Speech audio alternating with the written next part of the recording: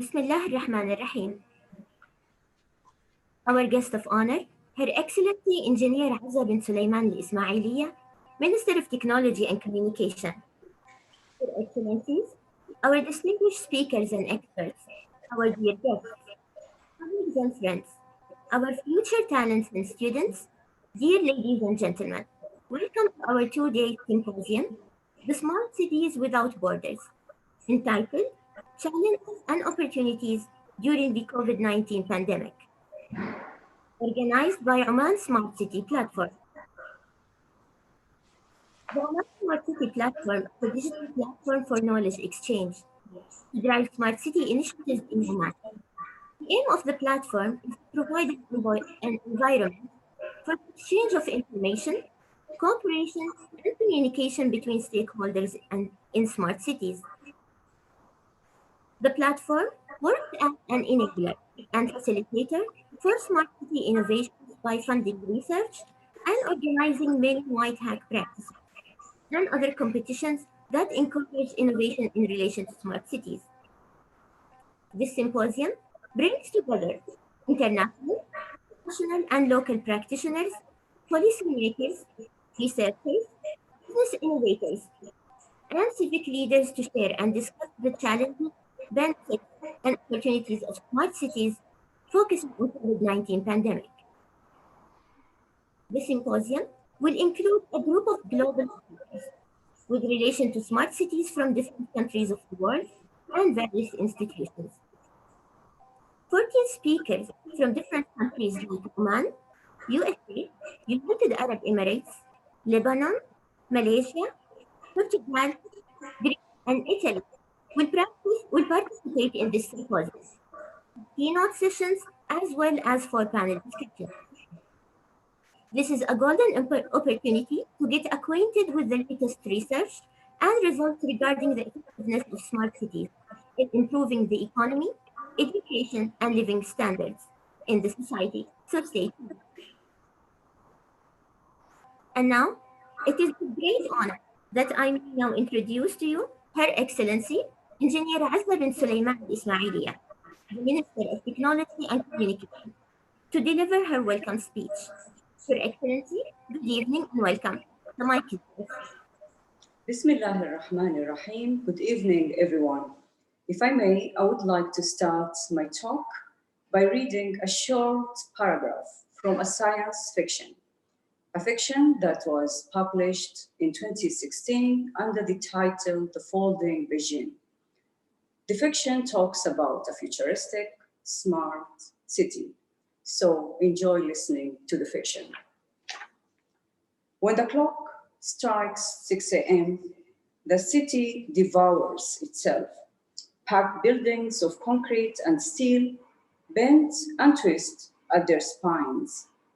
External balconies are turned inward, creating smooth and tightly sealed exteriors.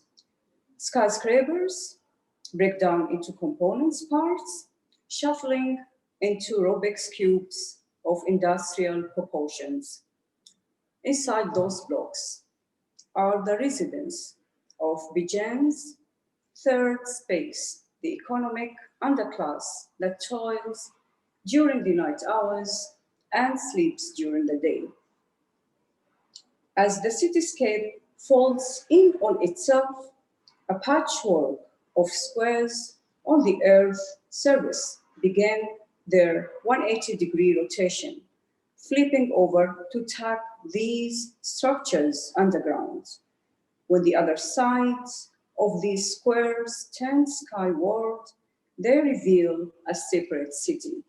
What a beautiful imagination from a Chinese writer who described a city that grows too big in population and it becomes out of control.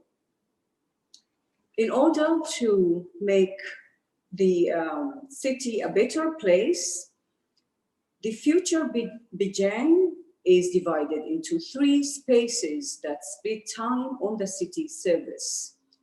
So, on the space one, we have the 5 million people, residents, and these are the wealthy elite group, and they have access to 24-hour cycle. They live in a beautiful, modern city.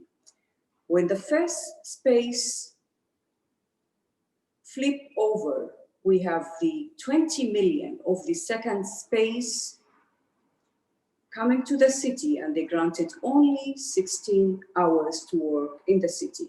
And finally comes the third space workers, and they're about 50 million people. And they only emerge to the city between 10 p.m. to 6 a.m. doing the cleaning, maintenance of the city, and the trash collection. Now, although these jobs could be fully automated, the policymakers of the city decided to make it manually so that they can offer employment for the less fortunate people. The Folding Bijan is addressing a social and economic challenge that Bijan might face in the future. My main message to the symposium is this: if we are to write the Folding Muscat, or the Folding Suhar, or the Folding Salalah, or any other city in Oman, what social or economic challenges should we address or think of in order to better plan our cities in future? One thing comes to my mind when I think of the environmental, and I think of the climate change we've been experiencing in this region over the last years, is the recent heavy rain we had in the Dhofar region.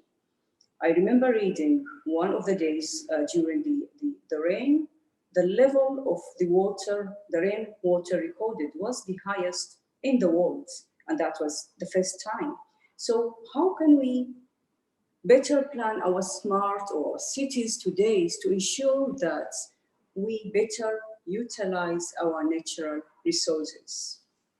With that, I would like to thank you for having me this evening and wish you a successful event. Good evening.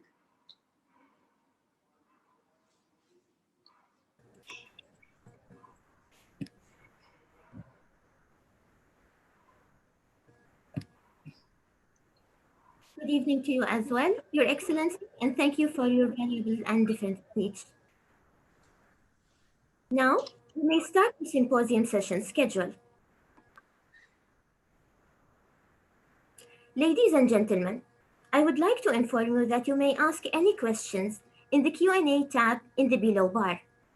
Some of the questions will be attended during the panel discussions. Now, I would like to introduce our first speaker with the first opening session, Dr. Salim Al-Rizaiqi.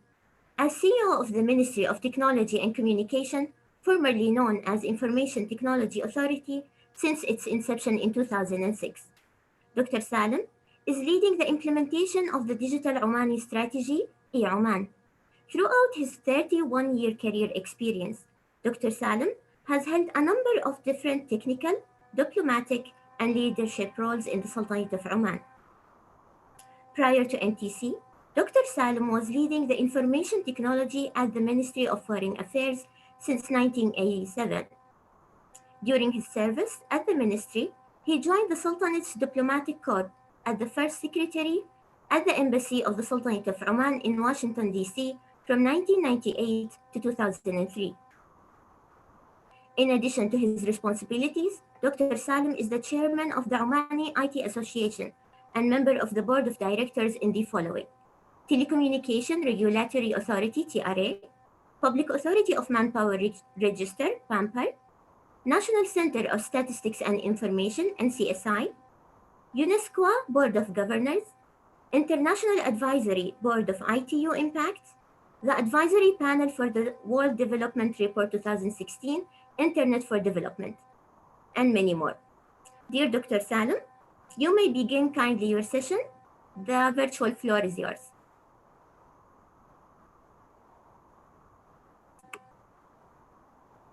Thank you, Azhar. Just let me share my screen. Right.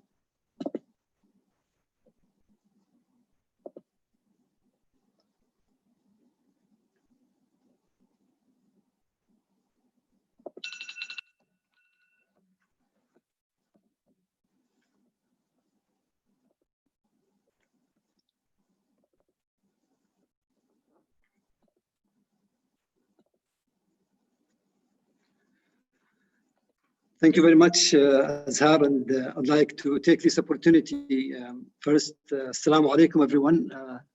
I hope everyone is enjoying this session. I'd like thank you, Your Excellency, for the nice words and the encouraged word that you have given us. Let me just start by saying, today what I'll be sharing with you, inshallah, is the impact what technology and communications have assisted in combating this crisis or the corona pandemic. I will be talking about three main pillars. I will be sharing with you the enabling pillars that gave us the opportunity actually to take advantage of the technology to ensure that everything that the decision that we have taken is enabled by technology. I will also like to share with you the digital transformation initiatives that made our life success, our life easy during this period.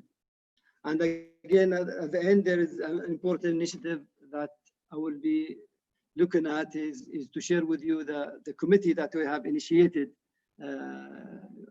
with various government agencies, to enable the innovation during this period.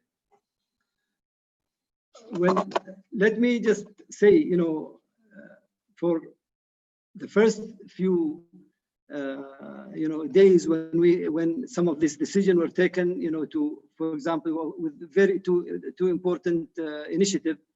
When we talked about the remote working or the e-learning, when we took a decision that 70% of our workforce has to work from home, and our students has also to go back to their home to start learning. I think these two initiatives wouldn't be possible without various enablers that we have really taken as part of our infrastructure that has been very, very, very important and very, very helpful, that assisted us to start the new reality when we looked at combating this crisis in the last few months.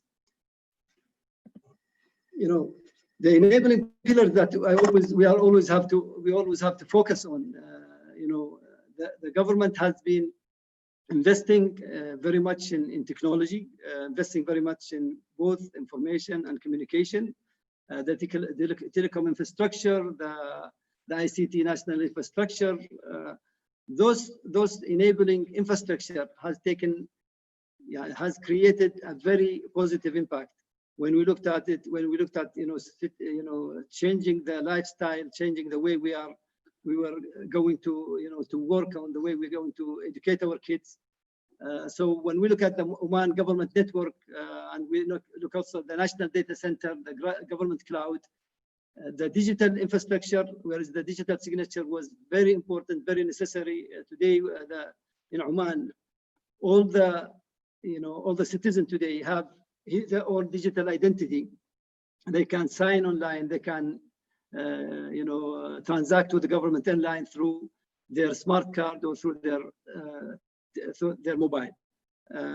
Also, what we are proud of today, also the type of initiatives that we did, especially when we look at it from the centralized application that the government have taken. An example of the e-tendering system, it helped more than 66 government agencies.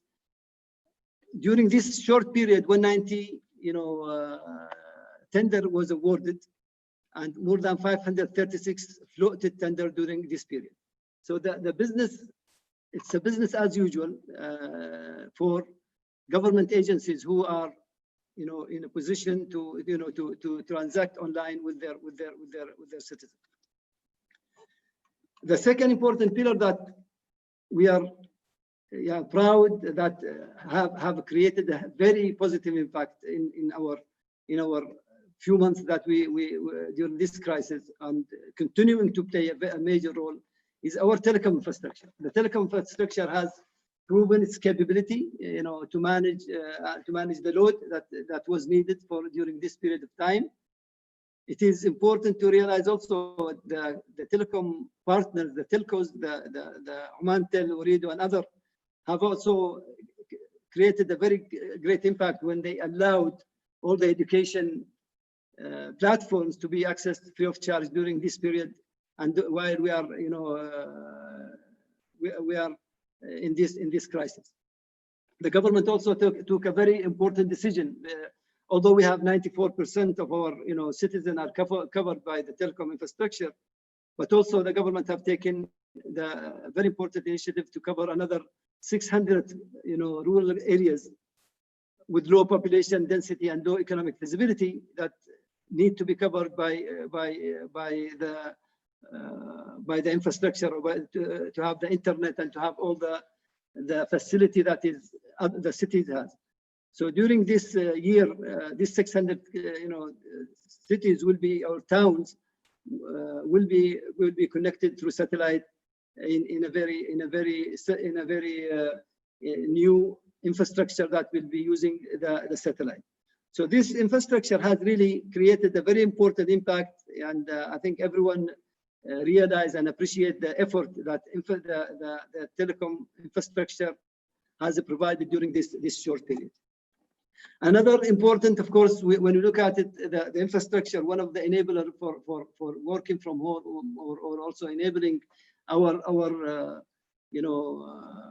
application to be used from home, is the centralized cybersecurity infrastructure that the government has created during the previous years, where this centralized infrastructure have created a quick recovery for working from home. New reality, we had to work very closely with different government agencies, to move from their traditional working from office to actually working from home, securely working from home.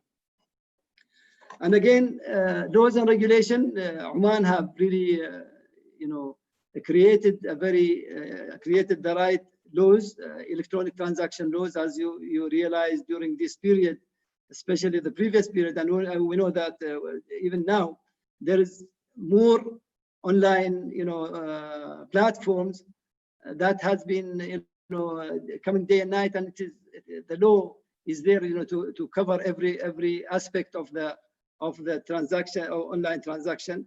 And new policies, frameworks, and guidelines has been also published in a very short time, to make sure that, to adapt to the new reality that we have to do. Again, another important enabler that we think have created a very important impact during this period is we, as government, we invested in creating entrepreneurship concept, and also creating a skill set in the country on people development, on mobile development center, or through the SAS Center for Entrepreneurship and the SAS Center for Fourth Industrial Revolution, which previously known as SAS for virtual reality. This platform also created very important, when we talk about the initiative during this period of time, we realize that every aspect of every skills that count during this period, and a lot of young people who has been trained and taken to those center has proved to bring a lot of values also to this during this crisis. Another important pillar, which I really wanted to set it up one side as a focus, is the digital transformation. Today, I think everyone realized today, if government agencies or even private sector have worked on their digital transformation, and they have really transformed their services, they did not have any issue to work with the new realities. So technology, technology and telecommunication have given them the opportunity today to really transact and to support their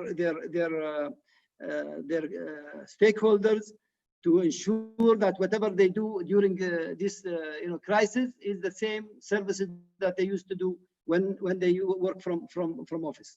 So in the government today, we're looking at it, we have more than 80% of our services are fully automated, and most of these services are fully automated. 80% of them are fully automated, or semi-automated. And again, most of these services that we have taken to the fully automation. I think today we are proud to say, various government agencies who really worked during this crisis. It is the level of transformation on this organization. I'm talking about the health, Ministry of Health as one of the leading organizations in Oman, who's really have adopted technology a long time back. It was not difficult today for the Ministry of Health really to adopt any solution, because the platform that they have, I'm sure that also we have our colleague Abdullah Al-Qadi will be briefing us on what some of the initiatives during this symposium. But also we look at the Ministry of Manpower, the Ministry of Commerce. Today, municipalities, either the regional municipality or Muscat municipalities. Ministry of Education have a great platform portal. They have a great initiative on content development.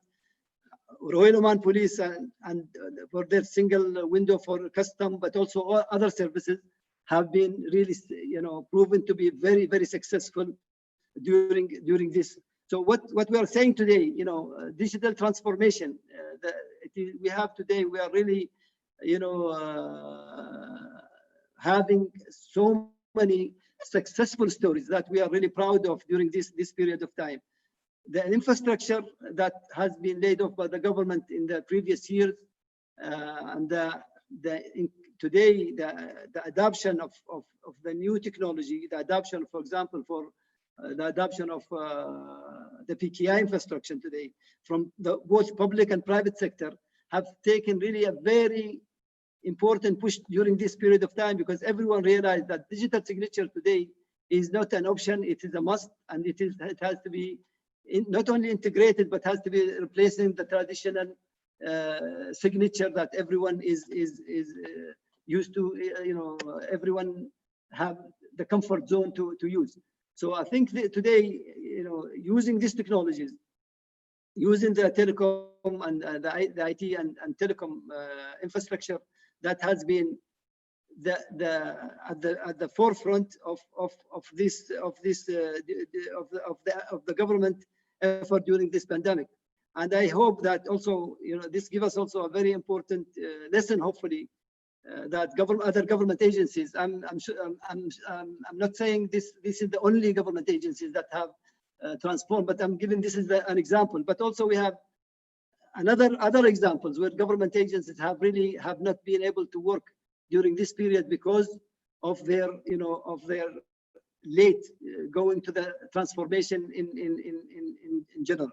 So during this period, I think everyone realized today the importance of the transformation, the importance of using the national infrastructure, the importance also of laws and regulation that has been adopted in the previous years, to be used in crisis like this, and to be the enabling part of this.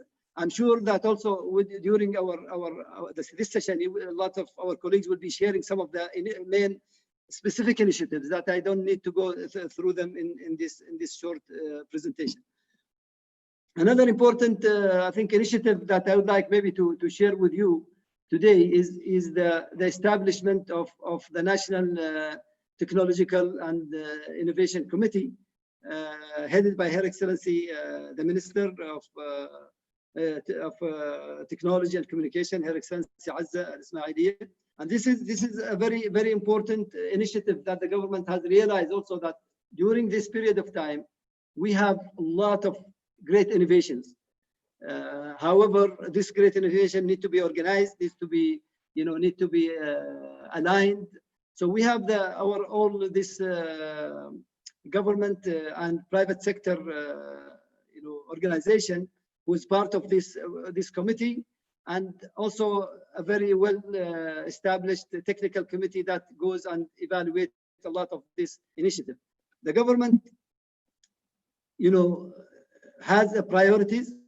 There is a certain requirements that need to be, we need to focus on. Also, we need to make sure that, to ensure that all the effort that young entrepreneurs or innovators or organization want to focus on need to be aligned, and so to avoid repetition and to avoid any of this, wasting their effort.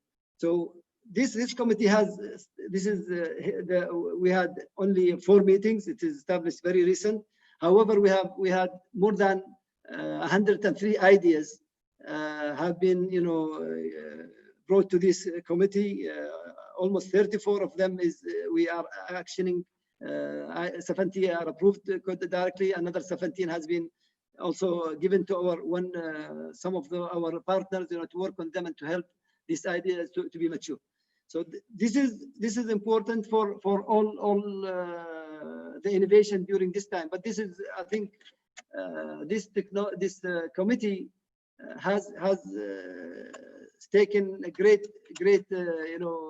initiatives, and we will be hearing a lot of good ideas coming also to this from this committee to the public and to the government. So what I'm to conclude in this short presentation, the effort made during the past years in Oman today, either in the infrastructure and the capacity building readiness, really played a major role in combating the effects of Corona during this few months, and hopefully anything that we need in the future. So our hope that using the technology, using the efforts that has been the effort that been invested in the past, with the new innovation ideas that is coming through to this committee, and also a lot of excellent work that from all the partners like the OTF, the Oman, the Oman, the holding group, and also the research council will create a very important impact. To use the technology and to use the communication really to combat and to ensure to ensure all the effort that the government is taking is enabled by technology. So this is very short and very quick introduction of what the Ministry of Technology and Communication been doing, and how we are working to enable other government and other private sector to move forward and to reduce the impact of this crisis on the country. Thank you, Azhar.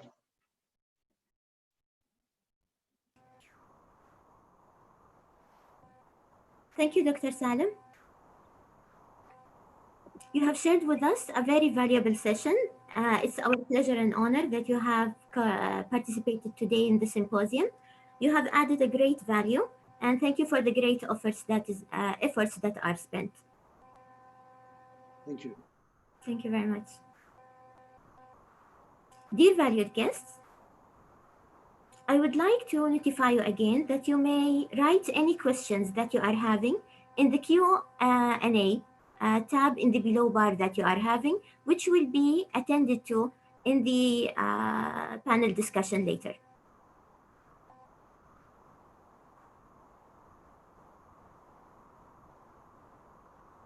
Now, I would like to introduce our second speaker for today, Dr. Amy Hohadel, Director Global Business Growth, Connected Places, Catapult. Dr. Hohadel is an expert in global cities and currently the Director of Global Business at Connected Places, Catapult, in London, England. She works with local leaders, entrepreneurs, city and national governments around the world, including the Gulf, India, Malaysia, Africa, the European Union, the United Kingdom, and the United States. She is the author of Local Leadership in a Global Era, policy and behavior change in cities. Exploring the changing role local leaders are playing in addressing local challenges through global engagement. Dr. Hohadel has over 2 decades of experience in politics and public policy and community, government and international relations. She has served as a special advisor to congressional and presidential candidates across the United States, as well as for British members of the Parliament. She has been a guest lecturer at Harvard Kennedy School of Government and proudly serves a member of the United Nations Global Happiness Policy Subcommittee. Dr. Hohader, you are welcome to start your session, and you are kindly having 20 minutes. The floor is yours, please. Thank you very much. And salam alaikum, everyone. Your Excellency, honored guests and friends. I'm very, very pleased to be here today, and thank you for the invitation. Although I must say I'm only a little bit sad to not be there in Oman, which I believe is one of the most beautiful countries in the world, and would very much like to be networking with all of you, looking out over the Gulf after our talks. But soon, in the near future, we'll all be together again. So I will share my screen and begin my presentation.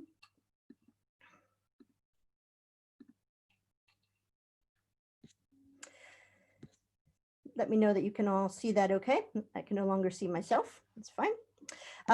What I'd like to talk about today, and I really appreciate the opportunity to go after Dr. Salim, because building on the concept of the foundations of an innovation location and what makes a smart city is going to be really critical as we look into a post-COVID reality. And what we need to do now in this reality is to focus on how do we leapfrog right to the acceleration of a lot of these ideas. So previously, we might have had the opportunity to work on building a foundation and then create a long-term roadmap to get there into the future. But at this point— Can I interrupt you? Yes.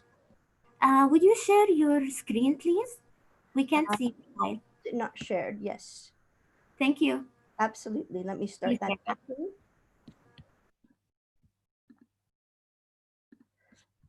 Just one moment.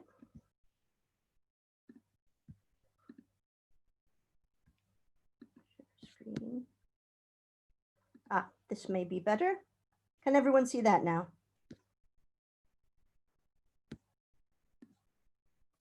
No, not yet.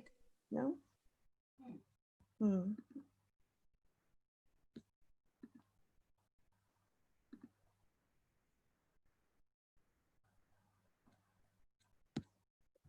Yes. All right.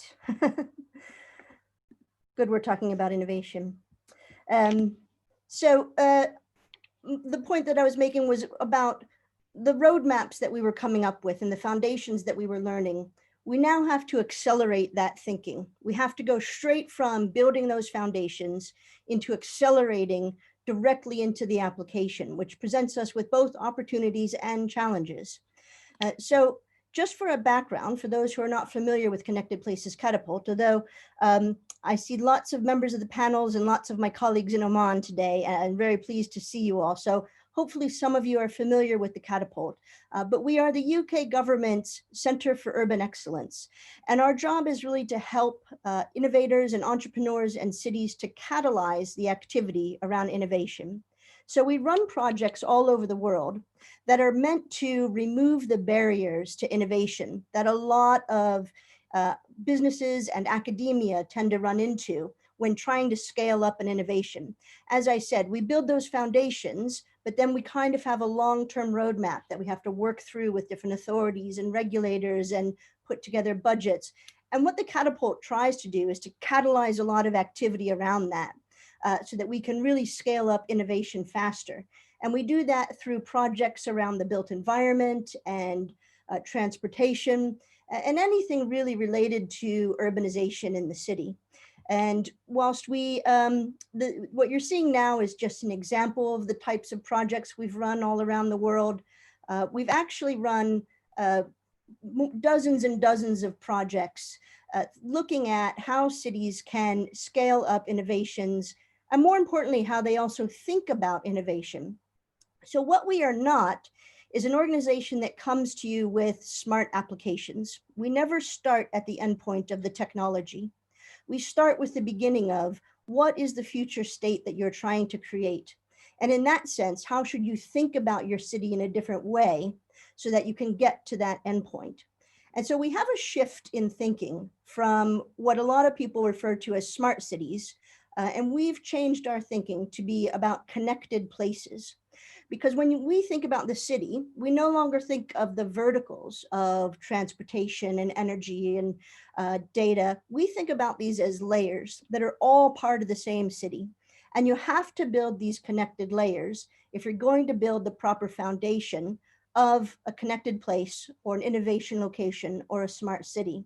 And then it's off of that foundation, the items that are the examples that you can see on the side, developing dashboards, having applications for different components of this. You can build those out of that foundation, but we have to think of a connected and integrated foundation first.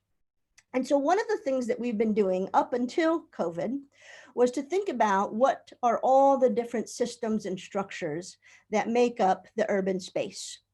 In between the built environment, you can think about all of the different things that we interact with that are both above ground and below ground that make up a connected city. And when we think about that and how do we scale up innovation, we find a lot of different barriers that are stopping innovation from getting into that space. And so previously we were looking at how do we remove these barriers so that we can scale up innovation in this place. And for a lot of cities, it's a difficult journey, and certainly COVID has made it no easier. But there's a lack of confidence in the technology. Do you need an all-encompassing platform that can solve every city solution? Do you need bespoke applications? Who should you buy them from? Lots of different questions, and cities and governments are not always sure who to go to in what type of technology they need. Do we need a platform? Do we need a different type of tool? We also find in cities all over the world, and this is no city is without this challenge, the fragmentation and the silos in services. And this is just the way government was built. We worked in the water department or the gas department or the mobility department. And it wasn't until the past few decades that we had to think about working across sectors and things like data integration. But we're left with that legacy of fragmentation. And then you also have poor market coordination. So how can we better connect academia, business, and government to work in a really functional way? A lot of people talk about joining these three up, but what does it mean to really make it a functional innovation ecosystem of coordination? And a lot of what has stopped us, even in London, in the UK, we've battled for years around regulatory environments. How can we really test innovations when there are regulatory environments that don't allow us to test innovations? It makes it very difficult. And you see, there's lots of different barriers that we've been dealing with over the past few years. And I don't think anyone, no matter where you're watching from today, will see that any of those are unique to any one place. They're barriers that we all share. And then when we think about the things that are happening in the world, so you take those barriers and then you take the city systems and the governance that we're trying to change, but add in real life. I mean, these are things that are happening in our social and civic spheres that have significant impact on how we plan cities, how we develop technology, how we interact with government, how our economy grows, and the pace of change of what's happening in the environment, in the social and civic environment, happens far too quick for government planning to kind of keep up with that. And I'll give you the example of London. The current mayor, Sadiq Khan, is currently implementing the city plan from 10 years ago from then Mayor Boris Johnson. And in the last 10 years, can we imagine the number of things that have changed in our social and civic environment that have led to having a need to change that master plan? But the regulatory environment, the planning department require that Sadiq Khan implements that 10-year plan. And so we have to get a lot more agile and flexible in how we can apply the pace of change to our environment. I think this is a very interesting area that COVID actually may present opportunities. I've also asked my team to update this slide, because imagine we did this in 2017 and the pace of change to 2020 has meant that the whole world has changed across planning, technology, politics, and economy. So we have to make a more level playing field between the pace of change and the systems that we need to put in place. So if we go back to those barriers that we were thinking about, and we think about barriers in a post-COVID era, and actually I hesitate to use the word post-COVID because I don't feel that we're actually going to be in a post-COVID era. I think it's just a new way of doing business and a new way of living. So we'll have to integrate ways of doing things in a new way as we move forward, and it won't actually be in a post-COVID environment. It will just be the new way of life. And so it does change some of those barriers that we were working on. Now, it hasn't taken away the lack of confidence in technology, but it certainly increased our reliance on technology. Things that were very difficult to get in place. I know even at my own business, we talked for months about what can we put in place that will allow easier and more flexible remote working. And we had multiple committee meetings about that for months until COVID, and all of a sudden, we solved the problem. So our reliance on tech has greatly increased. That doesn't remove the barrier, but it does change the goalposts. We talk about fragmentation and silos. Again, it doesn't remove the barrier, but it is now forcing those different silos to integrate their data and work together quicker and more intensely during this time. So people are finding a way to break down that fragmentation and work together. I'd say the poor market coordination, the impact of COVID is perhaps that it has increased the poor market coordination because now we're dealing with a crisis that we're trying to put stopgap measures in place, and it really doesn't allow us the time and space to coordinate the market better. But conferences like these and ongoing discussions are where this conversation is going to help improve the environment to create better market coordination. And as I said, there's been a lot more flexibility in the regulatory environment since we've all been in lockdown around the world. And I'll give an example of that just a little bit later in my presentation. I think that there's still a lack of evidence for the business cases. So we're going to have to focus on what are the impacts of what are the things that we're doing now. We really have to show the impact of those because those are going to become our business cases as we move forward. And in terms of privacy and security, at least speaking from the UK perspective, we're definitely seeing an increased willingness to share data. People feel that sharing their data is having some impact for the greater good as a result of the pandemic. And so that's a real shift that's going to create an opportunity for us as we move forward in smart cities and innovation. So let me tell you a bit about, go to the next one here, how we think about the foundations. And this is a little bit about what Dr. Salim talked about, but I'm going to give you the catapult view on what we see as necessary foundations for an innovation location or a smart city. And then after this, I'll leapfrog, as it were, into some of the applications of that. So we've analyzed around 500 of the world's cities, including several cities in Oman, and we have thousands of data points on what we feel are the key drivers to being a successful innovation location. So this is not your typical market report. This is an innovation market analysis. And when we do that, we see three key areas that really have to form the backbone of being successful. You have to look at your city systems and your assets, and that's where things like transport and digital transformation and the built environment come into place. You have to pay attention to your ecosystem and your enterprise dynamics and create that environment where people can coordinate with each other, people can grow. Things like the platform that we're talking about today are critical. And then you also have to talk about the strategic capacity and ambition. And I think that you get no better example of capacity and ambition than to have Her Excellency open the conference like this to show the commitment from the government.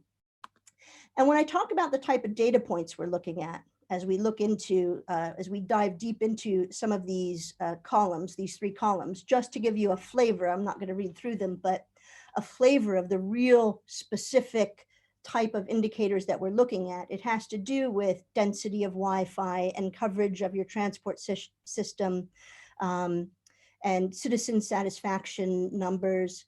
And when you look at ecosystem and enterprise, you're talking about the number of innovation firms, how many of them can drive an idea through to commercialization, how much IP are academic institutions able to create, those types of things that are indicators of an dynamic ecosystem. And then finally, we look at the government's commitment, financial commitment, the type of vision and strategy that's laid out, such as the Oman 2040 vision strategy. We look at those types of things to assess where you have strengths and you need to build on those strengths, but in a foundation where you definitely need to improve some of those areas. So this is really critical as we're entering this COVID way of life, because we have to ensure that we have a solid foundation to build on if we're going to accelerate. And so I'm going to talk about 3 different ways that we now think of these things.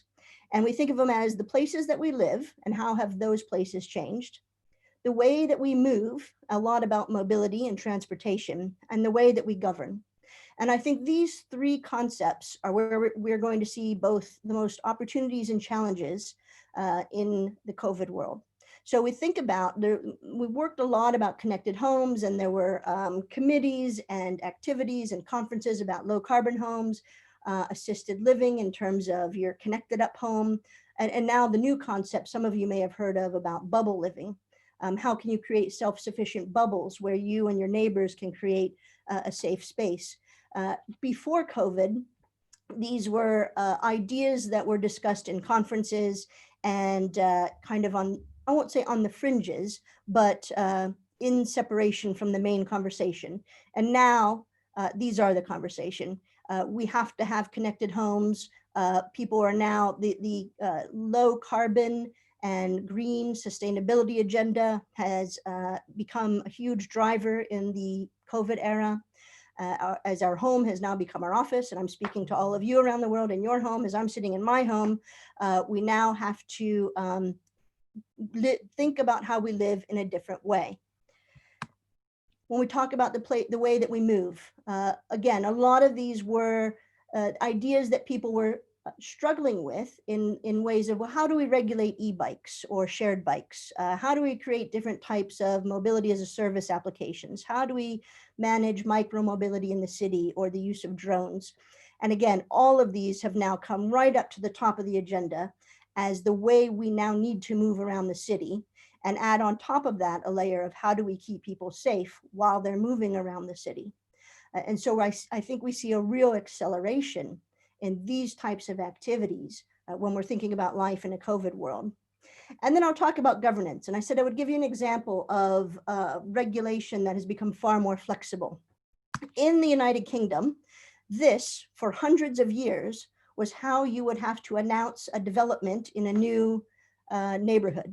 It was law, it was a regulation that you had to post your planning application notice on a lamppost so that people in the neighborhood and those that were affected would see that notice and then come to a public meeting. All of that is required by the law and by regulation. And you could see the reaction of some of the people to this way of citizen engagement. And so when we think about the way we govern, I think this is where we're going to see a huge leap and a huge opportunity in how we engage with people. Just in the past week, the regulation to post these types of notices has been lifted. No one's walking down the street to see the notice. So developers are now free to use digital applications to try to engage people in new planning permissions and developments. And so I think we're going to see a whole new way of citizen engagement, shared governance, shared services, and of course, as Dr. Salim mentioned, the digital transformation is going to be foundational to this process. So when we talk about the citizen engagement, I think we have to be really clear that citizen engagement has to increase. Number one, direct engagement has to increase, but we have to be more savvy about it. We have to think not only how do we reach out to citizens that we need to engage with, but how can we facilitate those citizens engaging with each other on this journey, especially if we're now going to be having digital engagement. So it's about the city official or the academic or the businessman that also have to interact with each other to scale up various innovations. And this is going to become critical, and it's going to have to be woven into the way that we govern. So not only increasing citizen engagement digitally, but increasing engagement between groups in our ecosystem. And I think I've pulled this out because none of this will be able to happen without the role of data and AI. And I know we're all talking about that, and you'll probably hear a lot from far more technical experts than me about the role of data and AI. But I think we'll see that this becomes a foundational component.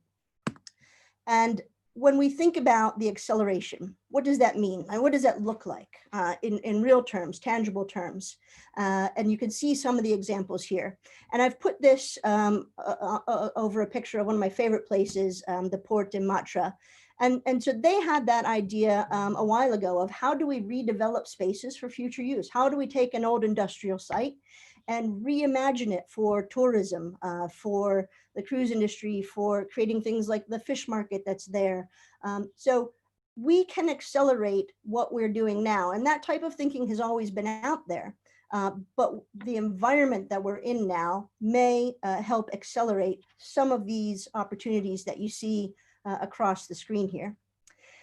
And I'm going to leave you with two quotes. Neither are mine because I think it's always too dangerous to try to say smart words yourself at the end. So I'm going to quote first, this guy, this rather eccentric looking individual is a world-renowned architect and innovator, Cedric Price. He's a bit of a mascot of the catapult, and something that we always try to remember, that we're always quick to move right to the tech, but we have to remember why. So we know that technology is the answer, but can we remember, do we know clearly what is the question that we're trying to answer? And we have to keep that at the forefront of our thinking. And then the other, and this actually is quite fortuitous that Her Excellency, the Minister, quoted from a science fiction book. William Gibson is also a renowned science fiction writer, and honestly, his work can now be put into the nonfiction section as well. And it's another thing that I think we need to keep at the forefront, that the future is already here. It's just unevenly distributed. And we can think about any of the countries that we're listening in from around the world, whether it's trying to get digitization deeper into Oman or to get 5G into rural UK. Everyone is grappling with this, but we have to make sure that as we increase the pace of digitization, that we are evenly distributing it, that we don't leave people behind. And so with that, I will end my presentation there. And I'll stop sharing, and I believe we'll have questions later after the panel discussion. Dr. Amy, thank you for your great presentation. I already have reached multiple comments and remarks on your presentation. Everybody is loving it, and we are hoping that you may give even a longer session, because the information you are giving, I believe every initiative and slide requires more discussion and sitting on the same. Thank you very much for your valuable input. Thank you very much. It was an honor to be here. Thank you. It's our honor. Now, I would like to introduce our third speaker for today, Dr. Jonathan Richental. I hope I'm pronouncing it properly. Dr. Jonathan is the best-selling author for Smart Cities for Dummies. Dr. Jonathan is the CEO of Human Future, a global business and technology education advisory and investment firm from the USA. He is the former Chief Information Officer, CIO, for the city of Palo Alto and a multiple award-winning technology leader whose 30-year career has spanned both to the private and public sectors. In 2017, he was named one of the top 100 CIOs in the world. And in 2016, he was named a top influential CIO in the United States. Dr. Jonathan is also recognized as a global thought leader on a number of emerging trends, including urban innovation and blockchain technology.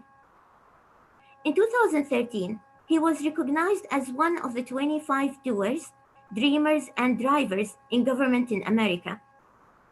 He also won a Best CIO in Silicon Valley award and a National IT Leadership Prize. His innovative work in government has also been recognized by the White House. Dr. Jonathan is an adjunct professor at several universities, including UC Berkeley and the University of San Francisco. He is a popular writer and online host, producing several highly successful online courses with LinkedIn Learning. He co-authored the Apps Challenge Playbook, and he is a frequent public speaker on a wide range of technologies and business-related topics. He co-hosts the popular podcast Drinking Wine, Talking Tech.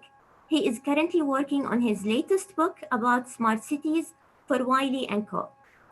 The release of this book is expected in summer 2020, so very soon.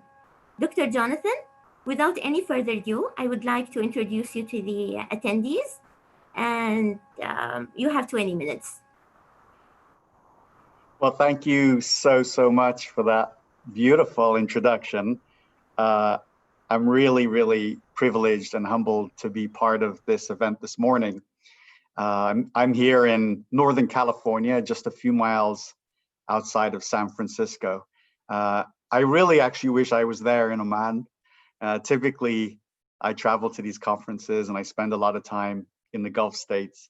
I've not been to Oman, so we'll need to make sure that happens when this madness we see in the world with COVID is over and we can resume traveling again. So thank you again. I'm delighted to address your attendees and speak this morning about resiliency. So I'm going to go ahead and share my presentation now.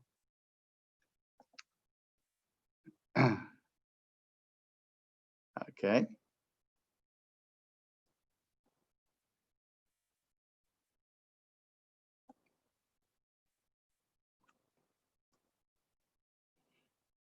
Great.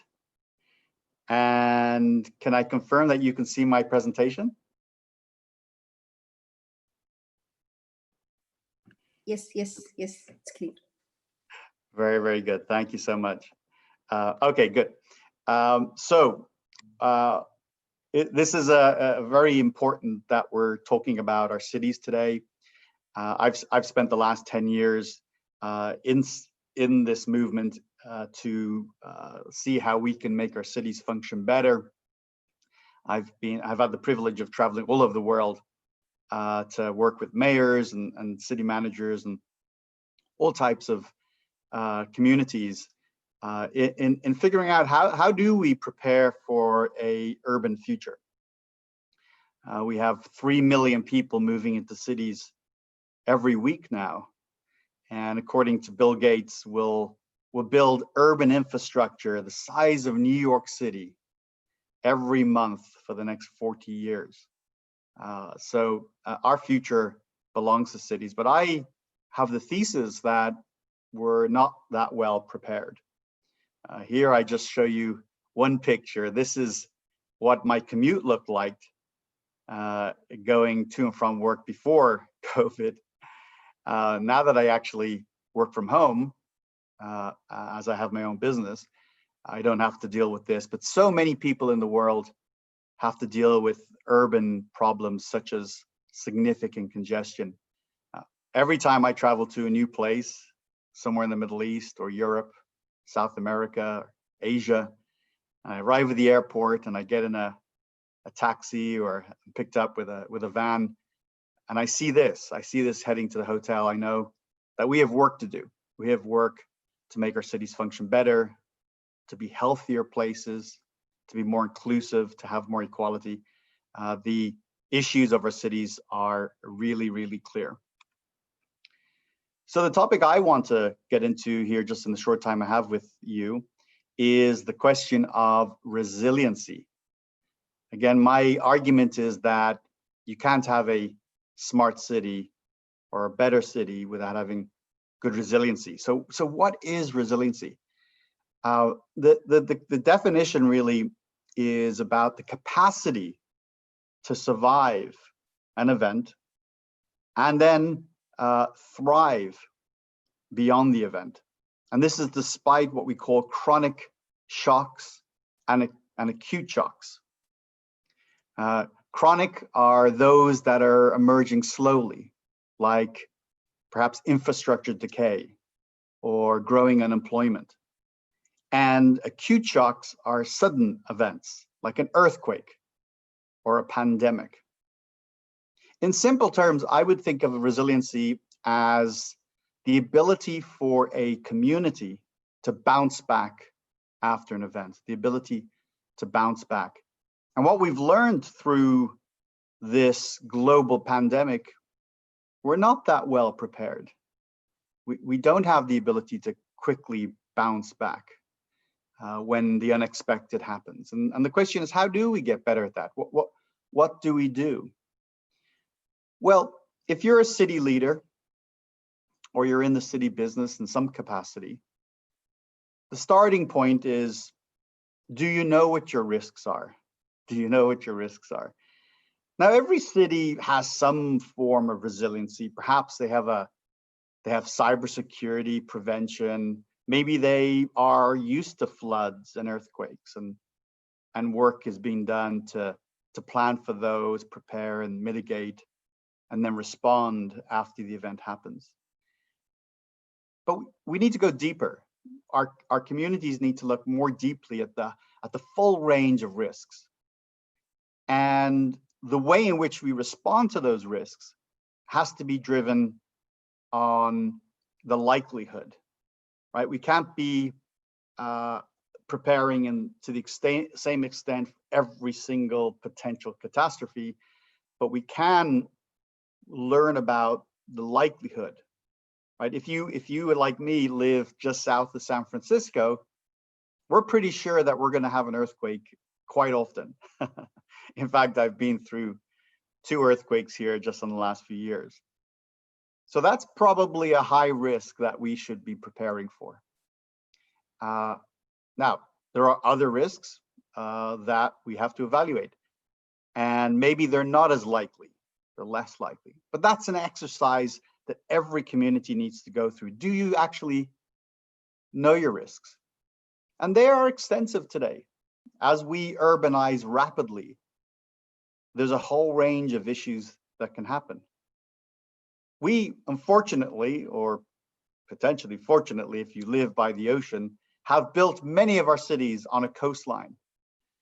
And today, there is about 616 cities in the world that have a total of 1.7 billion people, 1.7 billion people that are at risk from flooding because they live on coastlines. 1.7 billion are at risk because they live in urban centers. That's probably a strong motivation for planning and preparing and to become more resilient as the likelihood of a flood becomes a lot more likely. And so let's just look at some of the most common types of challenges that cities could experience.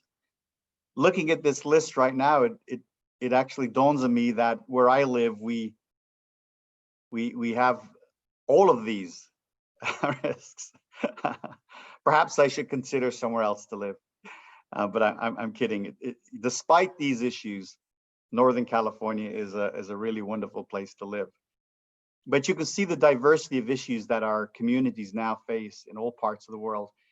And perhaps if I was giving this presentation a year ago, I might not have included epidemics and pandemics. Well, I would have been wrong not to include those now that we've learned about the impact of this. So I want to give one example, one little story of how an attack on a community can have significant consequences. I want to talk about the attack on the Sony Corporation in Southern California a few years ago. It turned out to be the largest cyber attack in history and changed a lot of our views on protecting our assets and our information. You know, it was a normal, lovely, sunny California morning when thousands of workers were coming to their Los Angeles facility where they were making movies and writing scripts and doing TV shows. And as people arrived at work, they turned on their computers and they were faced with this ugly, scary screen.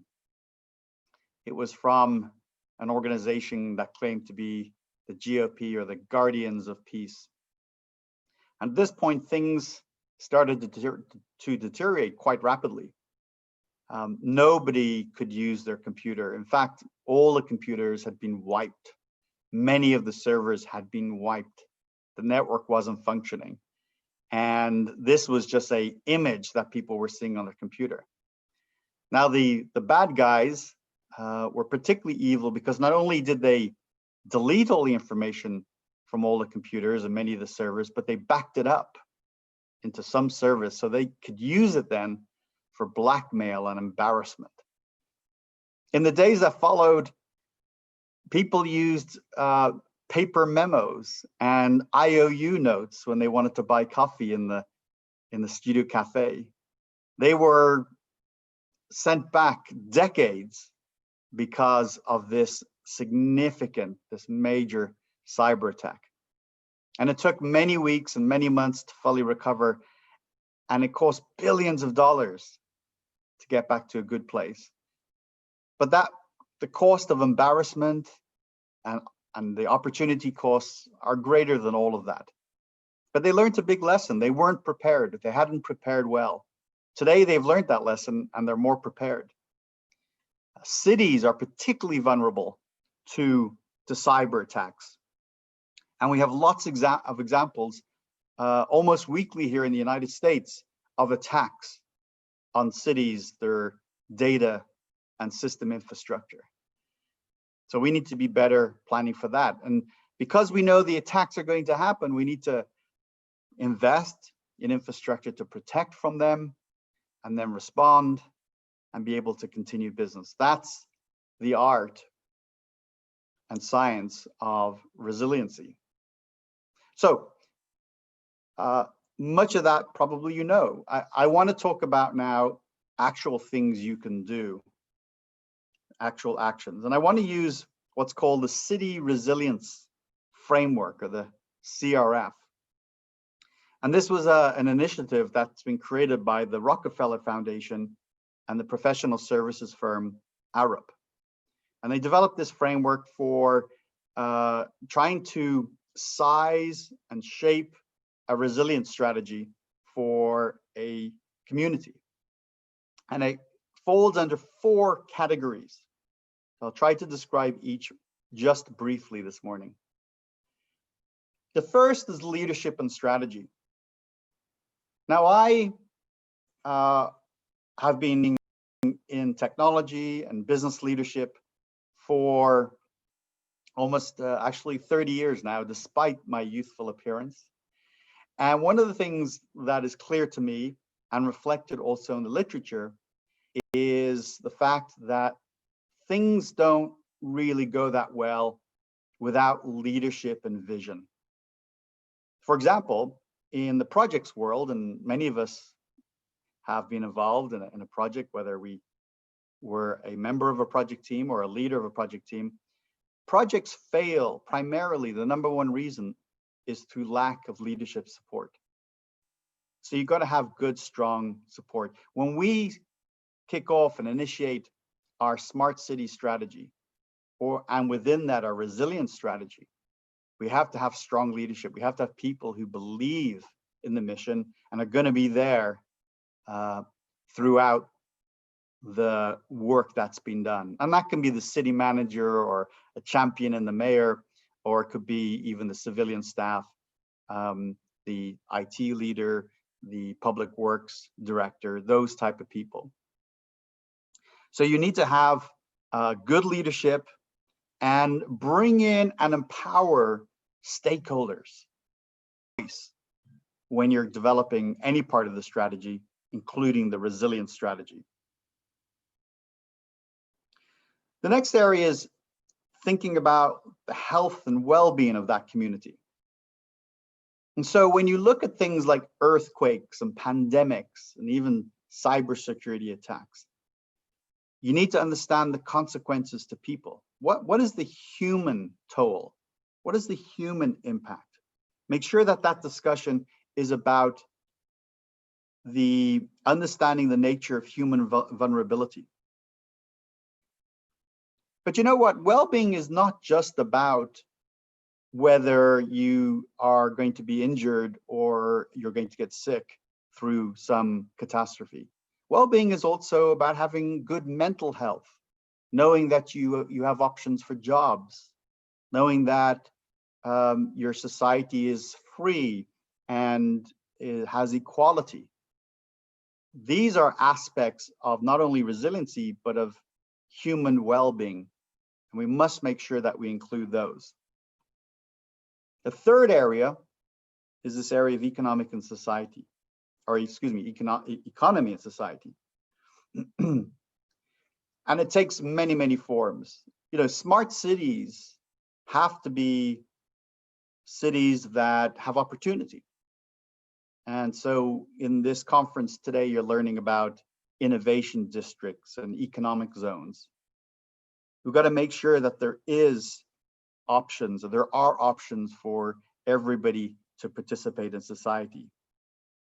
And there has to be good public safety. For an economy to function and a society to function, there has to be some form of order, to be a set of laws and regulations that people understand and can actually adhere to.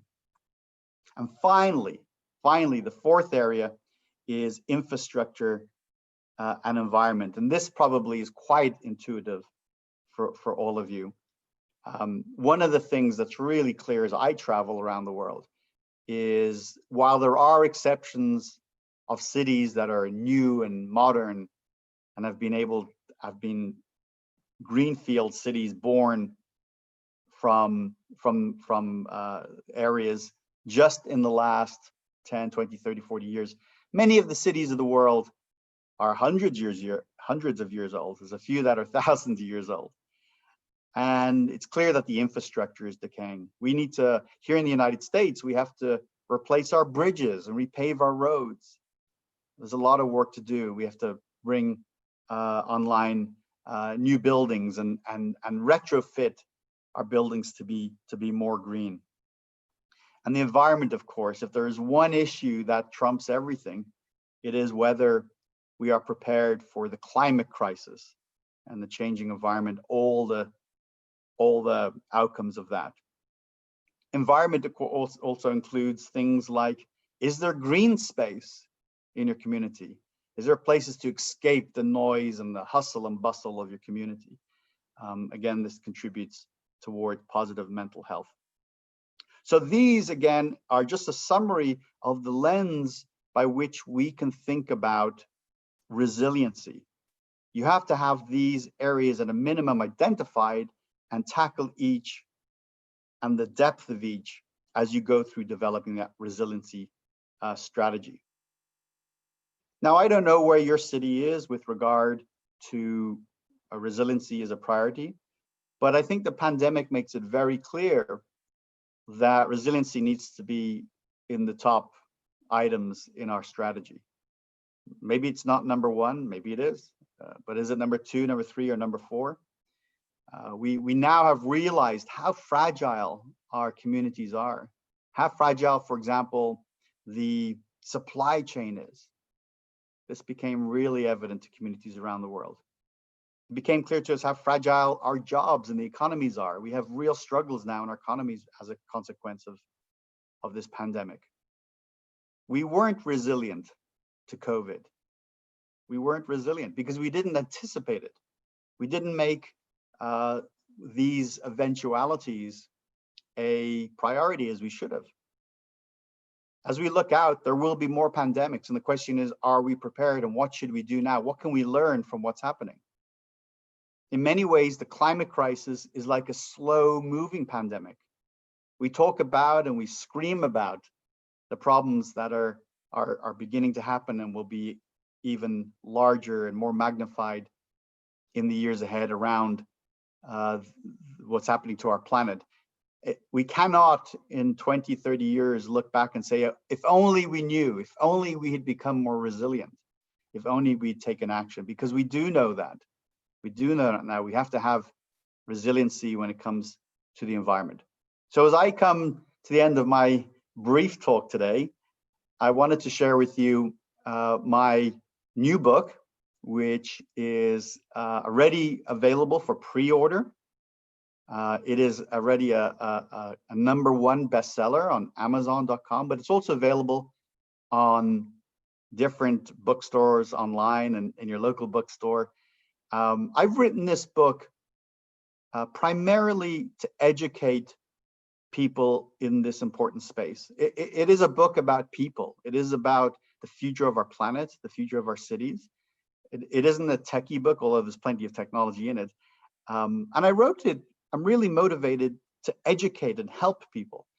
So I'm sharing it with you today because I want there to be a handbook, a definitive guide for how we can tackle issues like resiliency and urban innovation and transportation and clean energy and greener buildings and better communities. So I hope that you will explore this and determine whether it might be useful to you or your community. So with that, again, I'm so privileged to be part of this conference today. Thank you so much. I really do hope that what I've shared with you has had some value, and I look forward to spending time in the panel in a few minutes. Thank you very much.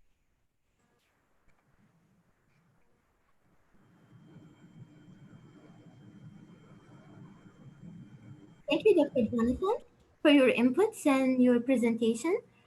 We are very glad to have you and host you today with the very impressive CV and prizes that you are having and titles as well. I'm excited to have a look at your book. It is the most selling book at Amazon. And we'll see you again, inshallah, in the discussion panel. Also, we'd like to offer you to live in Oman since you are considering to change your living place. Okay, dear all, we shall start the first panel discussion out of 2 panel discussions we are having today. The sessions are moderated by Dr. Ali Shizani, and he will be hosting our valuable speakers. Dr. Ali, I'd like to introduce him. He is our great moderator. I'm very positive that everyone is knowing him very well. He is the Group VP of Technology at Asyad Group. His mandate is to develop and steer technology and innovation strategy at Asyad Group. Previously, he was the Director of Research Centers at the Research Council in Oman. Dr. Ali managed research centers and led the development of new centers. Also, he managed information and communication technology research at the Research Council of Oman. As a director of ICT research, his mission is to work to push the national ICT research and innovation agenda forward through several programs and initiatives.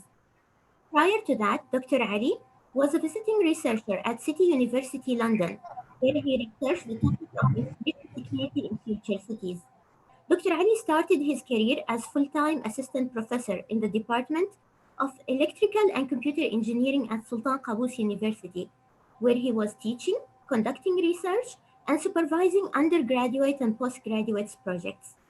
Dr. Ali developed and taught several courses in digital logic design, embedded system designs, system design for electrical and computer engineering, computer systems, and programming languages.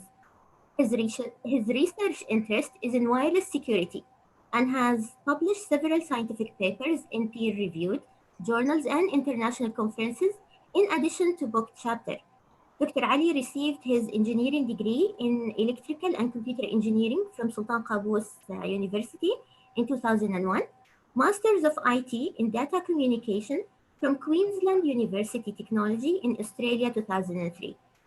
Dr. Ali received his PhD in electrical and computer engineering from the University of British Columbia, Canada in 2010. Dr. Ali is also a member of several national ICT committees and has delivered numerous presentations in ICT in national and international conferences and forums. Dr. Ali is also a co-founder and investor in 3 ICT-based startups in Oman. Dr. Ali, you are welcome, and the virtual floor is yours for you and for your participants. You kindly have 20 minutes. Thank you, Azhar, for your kind introduction. Please let me know if you can hear me clearly. All right.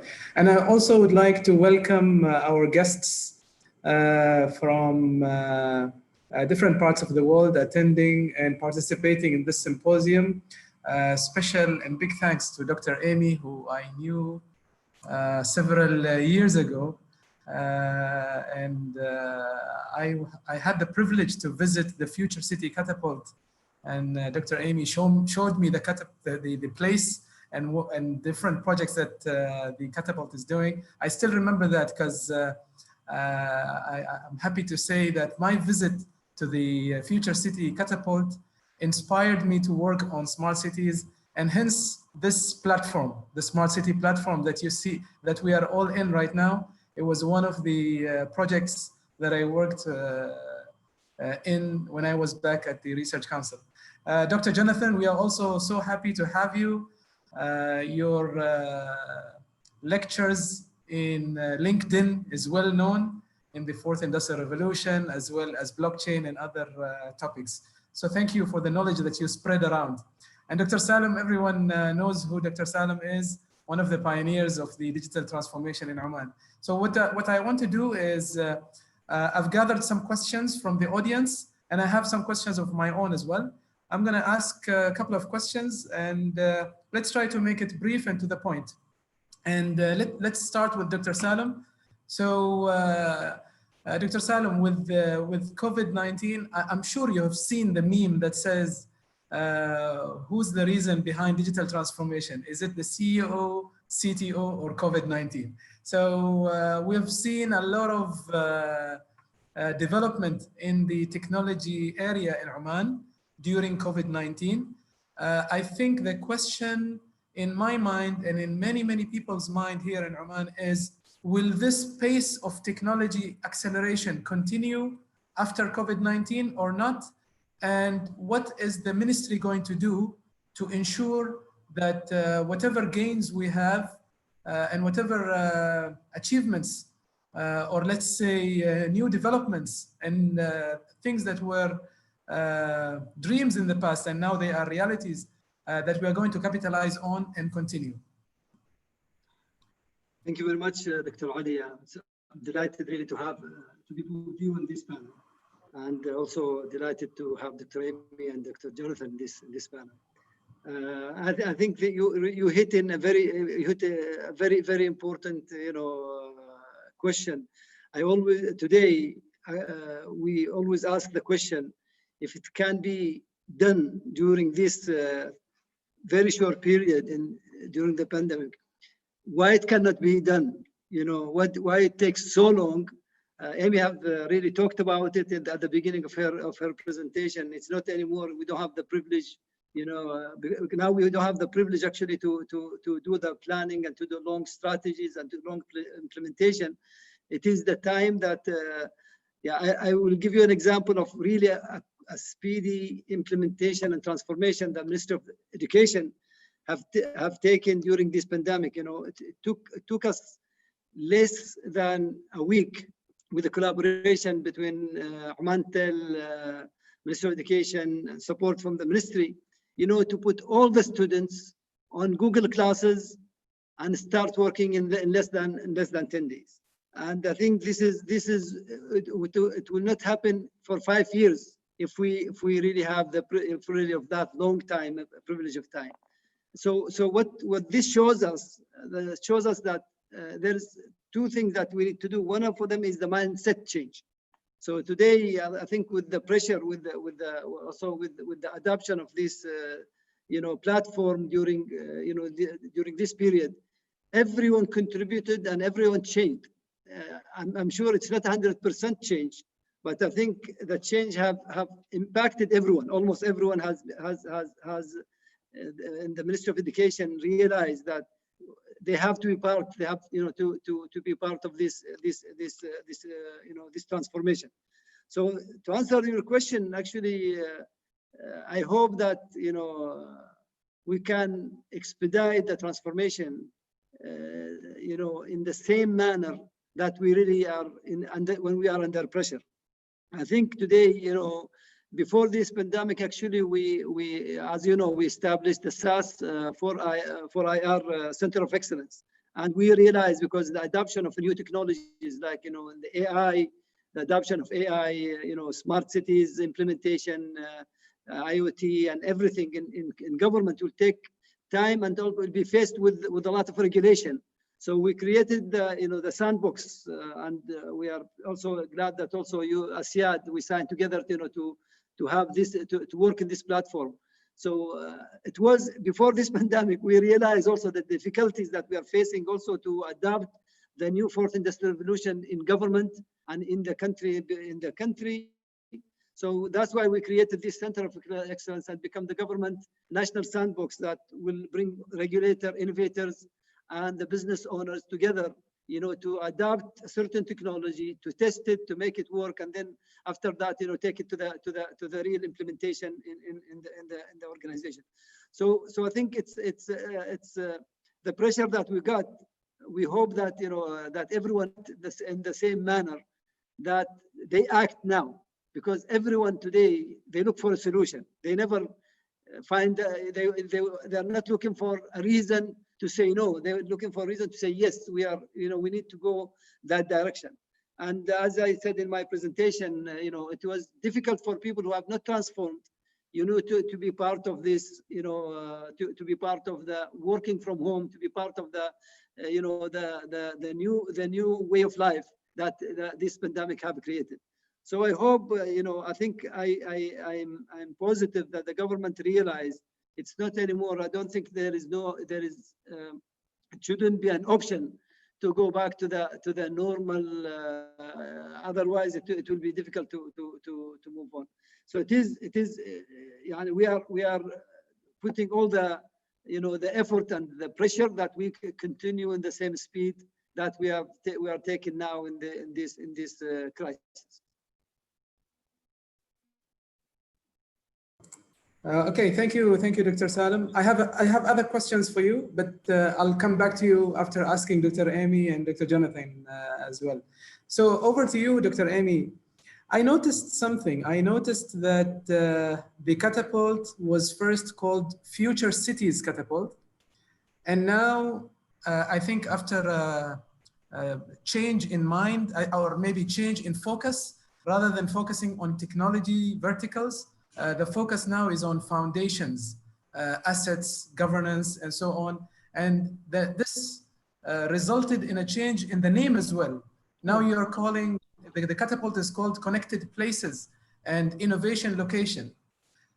I think, I don't know if you agree with me or not, but I think post-COVID, if there will ever be post-COVID, as you said, I think there will be another paradigm shift in the concept of future cities and connected places.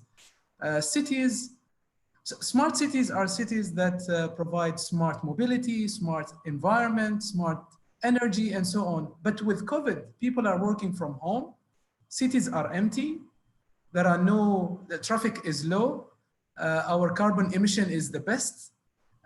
So some realities have changed. Will that result in a paradigm shift in the concept that has emerged lately with you, connected places, into something else? What would be the next catchphrase after connected places?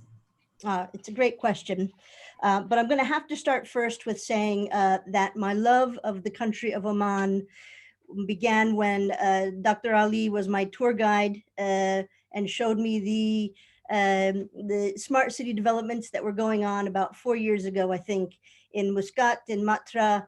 And it was at that point that I knew we'd have a good collegiate relationship moving forward and be partners. And you really did make me fall in love with the nation of Oman. So thank you for that. So I think we're now even there. And inshallah, next time I see you, we'll be in Muscat. Yeah. So to your question, I think that one, there's a very large question here of what will happen to cities. And this is a raging debate right now between academics and intellectuals. Will they become decentralized? Is this the death of cities? Is what will happen with urbanization? Are we talking about hybrid cities?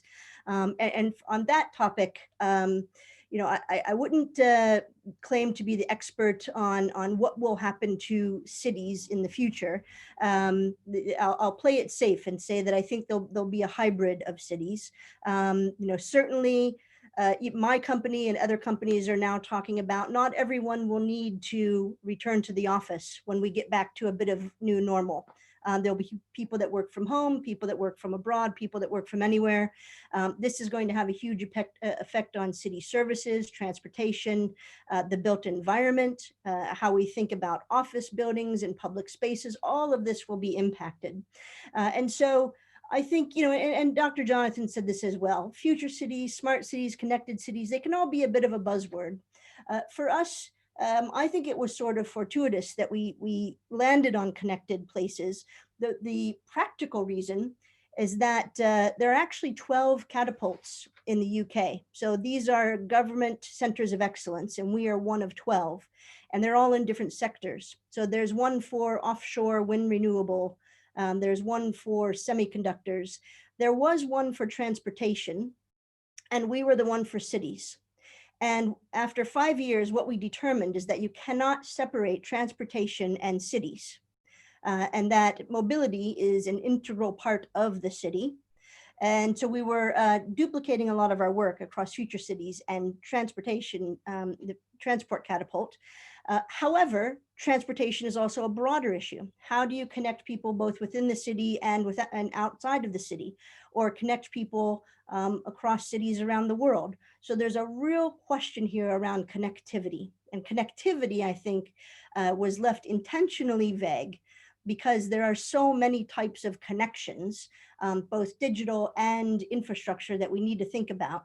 So as we move into what we can call potentially a post-COVID world, it gives us the opportunity to rethink a lot of these connections that we've been making. And as Dr. Salim said, and I'm sure this will be a theme throughout the conference, I'll make a prediction that digital transformation is going to be one of the key things. And there's nothing, you know, that is all about connectivity. So I think that, you know, you're right, Dr. Salim, that this is about the mindset and shifting our thinking from the concept of smart and applications of smart. The one thing that used to make me craziest in conferences when somebody would ask me, do you know of a good smart parking application?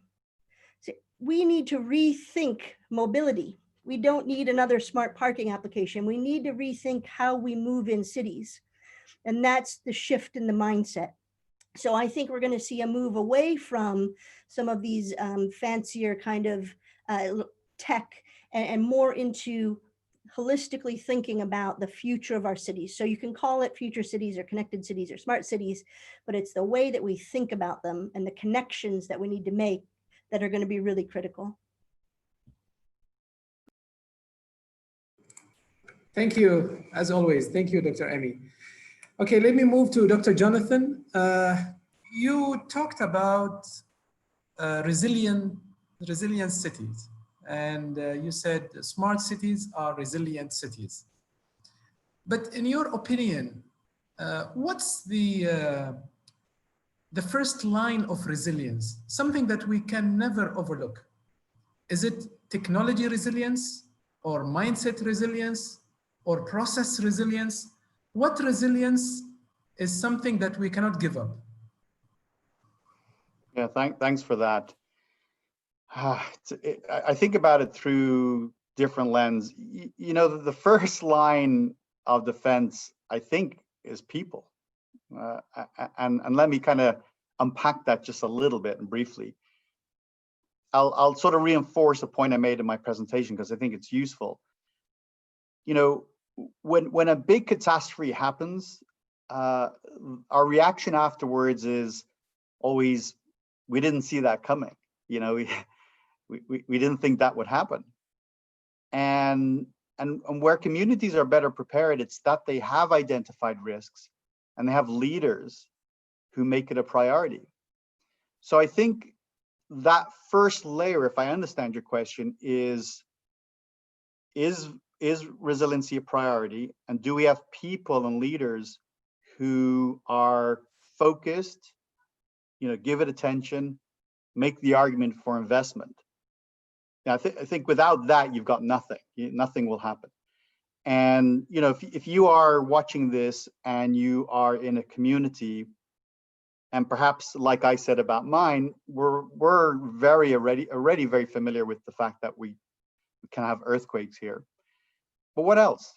What else are we not thinking about? And let's do the diagnostic. Let's get deep into it. Let's bring all sorts of stakeholders into that conversation. Children, school kids, older people, retired people, academics, homeowners, just folks who typically don't have a voice. That's the first line to me. That's the first line of defense. When it comes to responding, then everybody, it's all hands on deck. We all have to be contributing. One of the examples of that in the United States is we have these neighborhood groups, and these neighborhood groups form and meet regularly to talk about emergency preparedness, and they even practice for different emergencies. They assume, for example, that cell phones might not work after a big disaster, and so how do we exchange communications? So to me, let's start with a vision, leadership, and embrace lots of stakeholders in the conversation. I think that's a great first line of defense when it comes to resiliency. That's a great answer. I want to go back to Dr. Salim, but let me have a follow-up before going back to Dr. Salim. Can you give us an example of a country, city that practiced such resilience? And the resilience was, again, from the leadership, and it started from people. Do you recall any example that you can share with us? So the question, we're getting here in the US over the last few years, we've had quite a lot of different issues. Even today, we have a number of very significant challenges that are ongoing as we speak. So, for example, in the hurricane space, we're not sure yet, but it does feel like the data shows that climate change is making our hurricanes more frequent and more damaging. But we are getting better. There are many communities on the southeast of the United States that are better prepared and are responding more quickly. There's not much you can do, when you see that hurricane coming in and it's about to hit. You've got to evacuate, you've got to hunker down. You've got to board up the windows, you've got to build things better. But then the question is, how do you quickly bounce back? Because that's part of the definition of resiliency. How do you bounce back? So, the state of Florida on the southeast, they get hit quite often. They pre-position supplies. They move, various federal resources into place prior to the storm. And once the storm passes, the resources, as in people and engineers, they know what to do and they act fast, so you can get the electricity running again, get people back on the internet, get the cell towers back up. So looking, you could look to some of the work being done by the various folks on the southeast, and the work that FEMA, which is the United States Emergency Management Agency, what they do to quickly react and be resilient relative to hurricanes. Thank you, Dr. Jonathan. Dr. Salim, when the pandemic started here in Oman, there were so many innovations coming out from students, startups, and so on. And there was a little bit of confusion of, there were no streamlining. But then the National Innovation Committee was established to streamline all these activities. I guess it's also a question in many people's minds. Can the public see the different ideas that the committee has received? Can they view the ideas? Do we know what is the or what are the evaluation criteria to evaluate the ideas, and what type of support will be provided to those who come up with these ideas? If you can just shed some light on this. Sure. Thank you, Dr. Ali.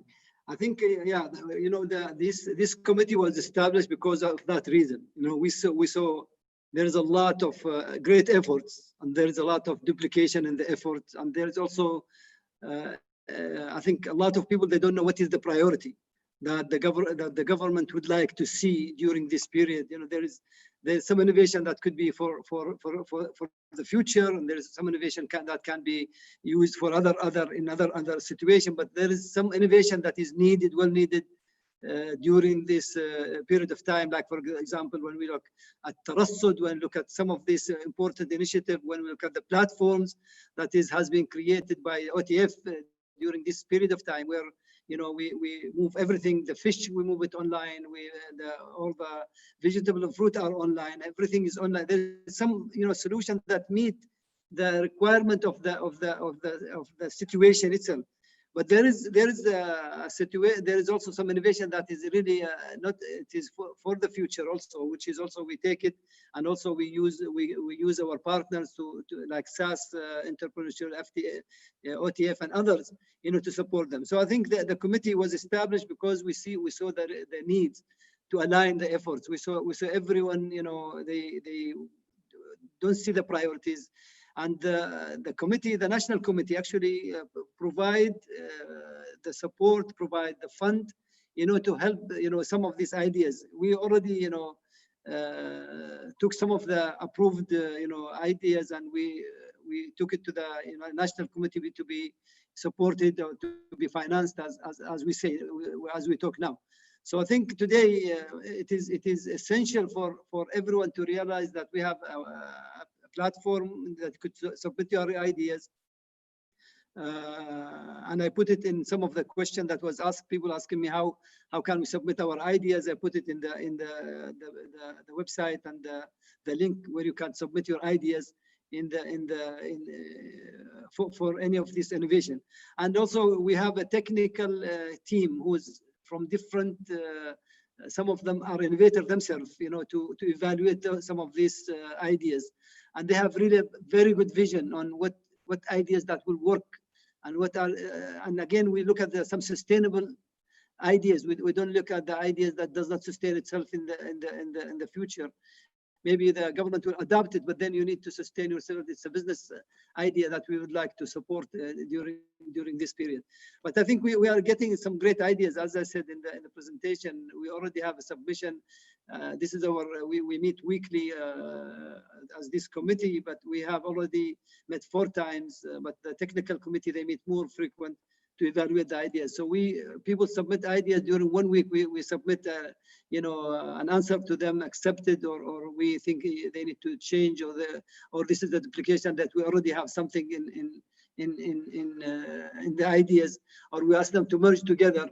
You know, this is so that we have some good, you know, framework that we established, and we hope that people, if people have some ideas, they can submit it through the website, and they will get an answer in less than a week on either interviewing them to know more about the ideas, or to tell them more on where they should follow up with their ideas.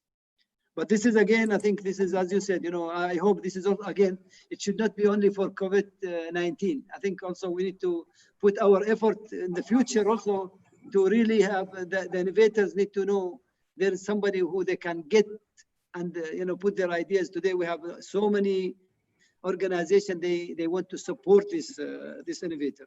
So I don't think financial support is an issue. We don't experience or consultants is an issue. It's the idea that can be sustainable and can be used for the current and the future. That would be a very valuable ideas. So we hope. I hope that everyone who has some ideas, they can submit their ideas, and we'll be more than happy to study. Thank you, Dr. Salim. And I hope also the process is a little bit expedited, because, you know, with COVID, you might receive very good idea that only works well during COVID. But if the process is long for approving the ideas, then that might also discourage some innovators. Sure, sure. No, the process, we hope we are actually focusing on the process to be fast and to be, you know, because this is the period of time that we really need some of these ideas. So Exactly. we see this, we see the importance of that. Thank you, Dr. Salim. So, Dr. Amy, in your talk, you said that you've collected data points from 500 cities, including 7 cities in Oman, I think.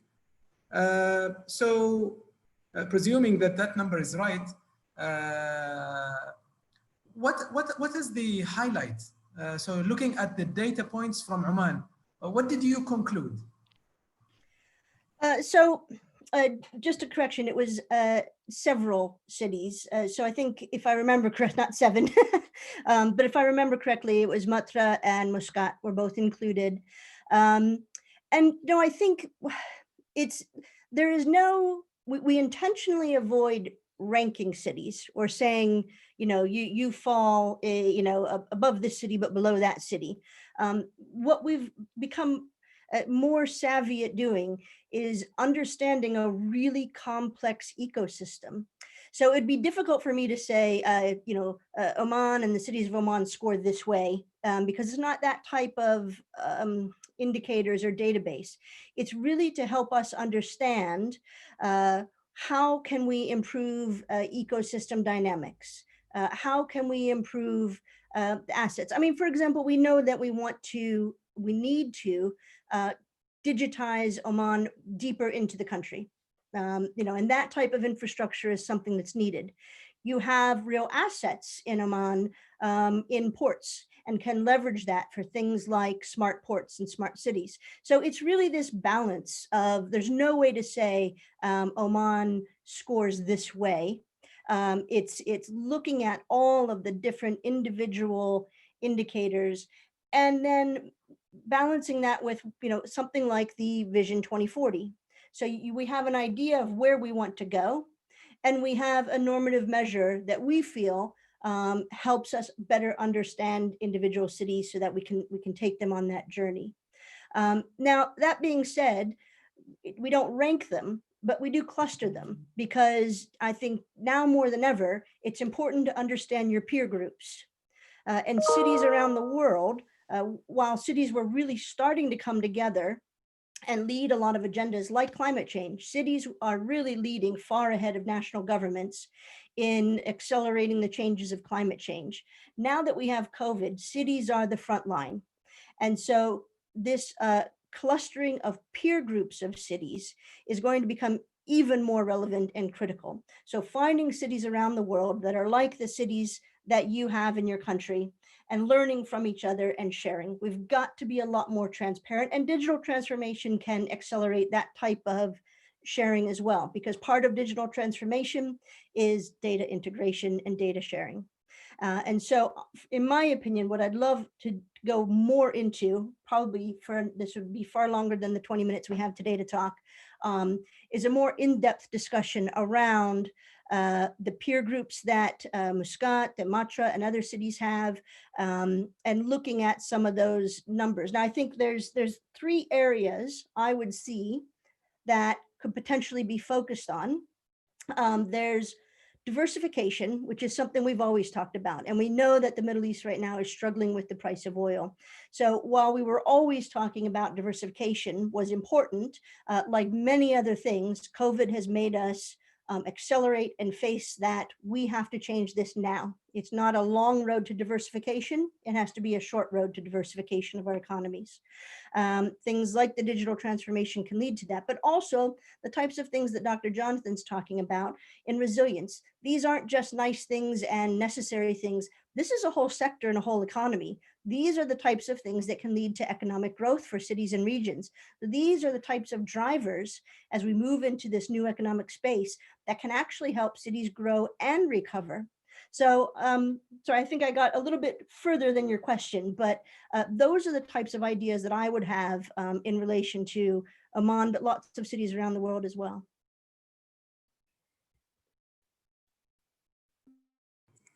All right, thank you, Dr. Amy. So, Dr. Jonathan, maybe we'll end with you. So, the concept of resilience cities is important indeed, but don't you see a trade-off between resilience and efficiency, or resilience and cost? I mean, a resilient city requires higher investment than normal smart cities, if I can say that.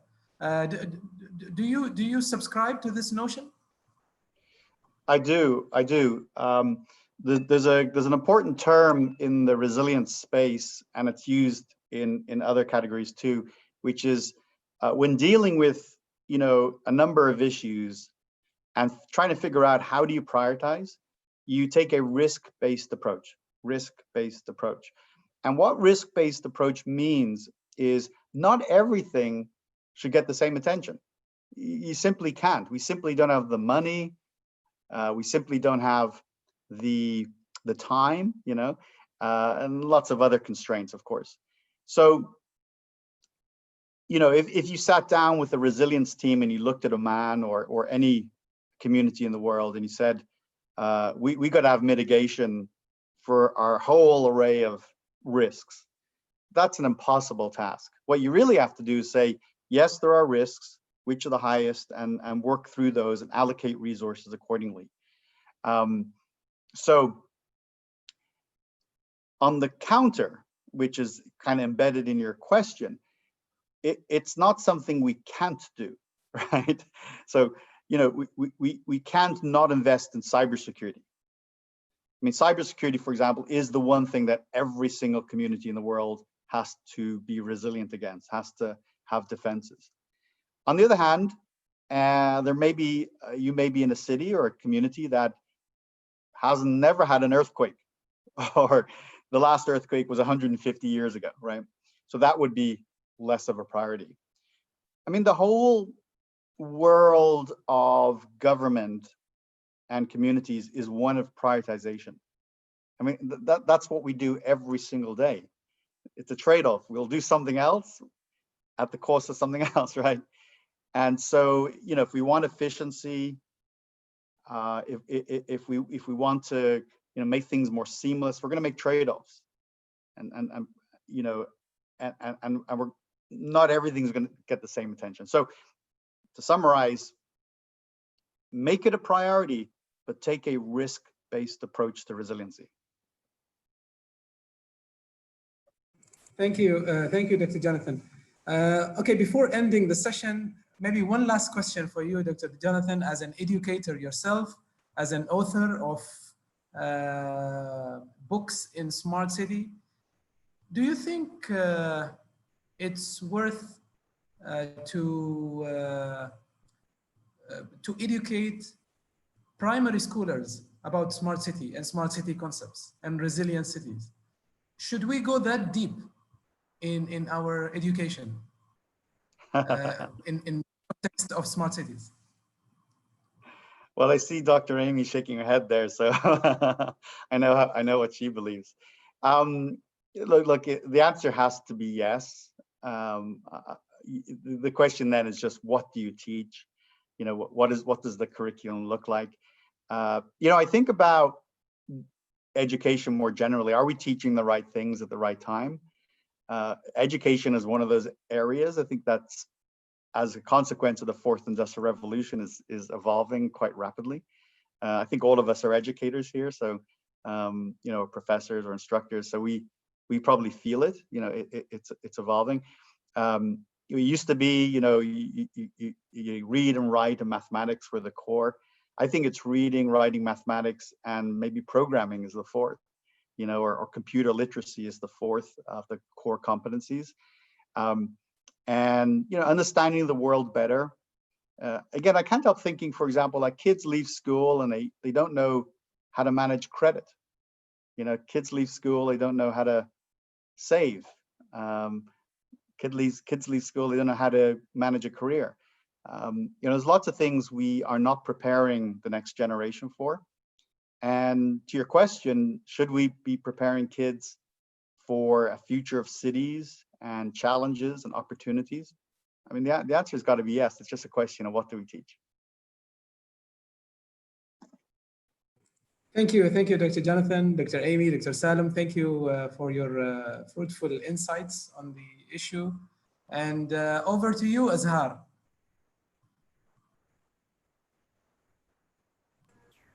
Thank you, Dr. Ali. Thank you for moderating the panel discussion with the great speakers. I can call them the gems. Dr. Salim Al-Razaqi, Dr. Amy Hohadel, Dr. Jonathan Richantel, thank you very much for participating with us. And thank you for sharing with us your wisdom and precious knowledge. Thank you. Ladies and gentlemen, we will have a 5 minutes break, and after the 5 minutes, sharp at 8:25, we will be meeting here again to proceed with the symposium schedule again. Thank you very much, and see you in around 5 minutes.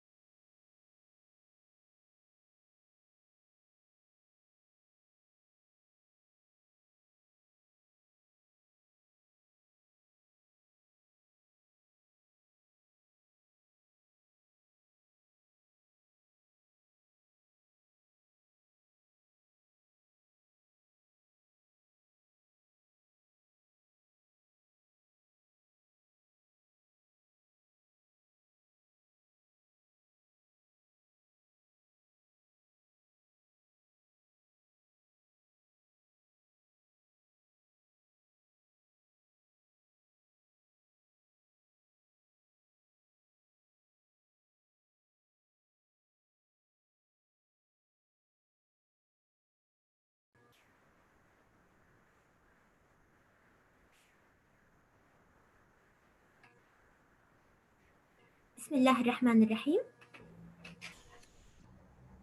Our distinguished guests, welcome back to the Smart Cities Without Borders Symposium. We hereby start the second part of today's schedule. I would like to remind you again that you may share any questions you are having in the Q&A tab below your screen. Some of the questions will be attended during the second panel discussion today. I would like to introduce our fourth session speaker, Mr. Vladimir Batev, Principal Consultant, ZAS Venture. Mr. Vladimir is an expert in small and circular deep tech, urban solutions, applications of novel technology in urban environments. He focuses on tight integration transport, energy, urban infrastructure, with the help of technology facilitating strong collaborations between municipalities, urban designers, architects, and technologists. His particular emphasis is on building urban innovation ecosystems with the help of startups and SMEs. He has presented or moderated more than 70 plus sessions and events in smart cities and innovation globally, including the World Urban Forum 10 in Abu Dhabi, United Emirates. Mr. Vladimir, you are welcome to present your session for 20 minutes. The mic is yours. Please, you can start. Thank you very much. I'd like to share the screen. Just 1 second.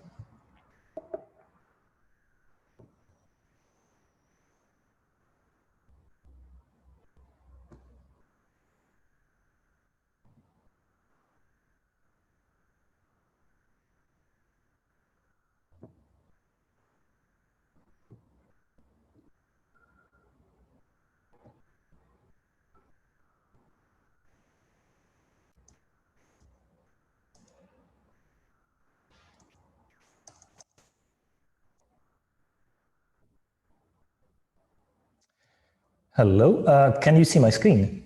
Can you confirm? Yes, yes, we can see.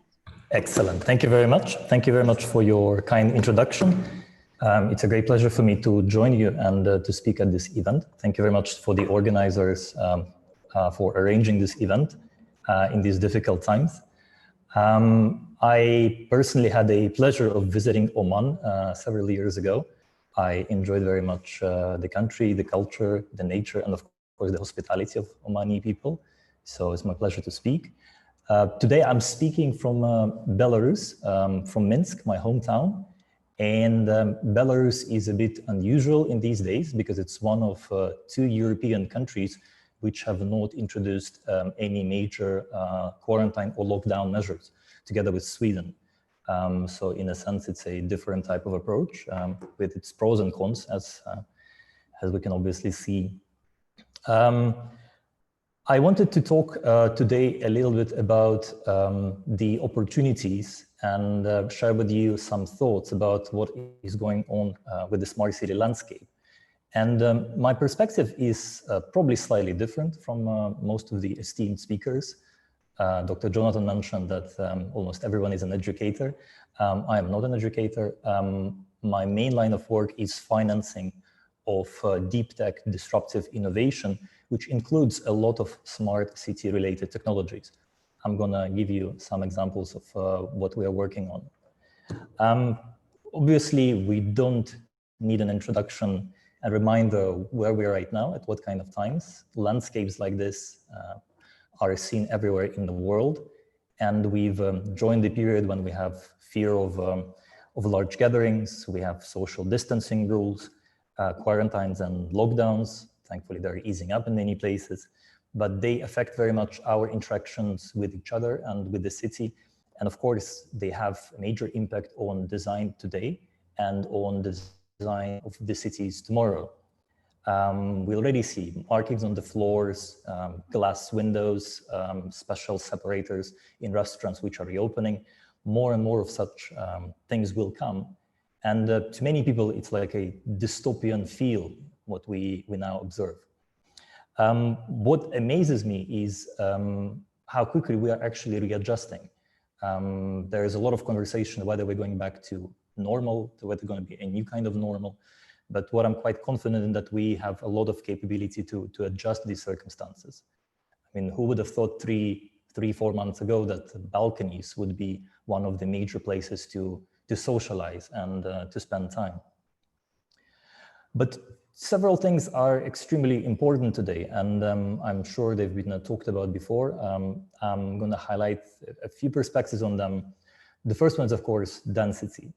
And density has been celebrated for many, many years in urban development.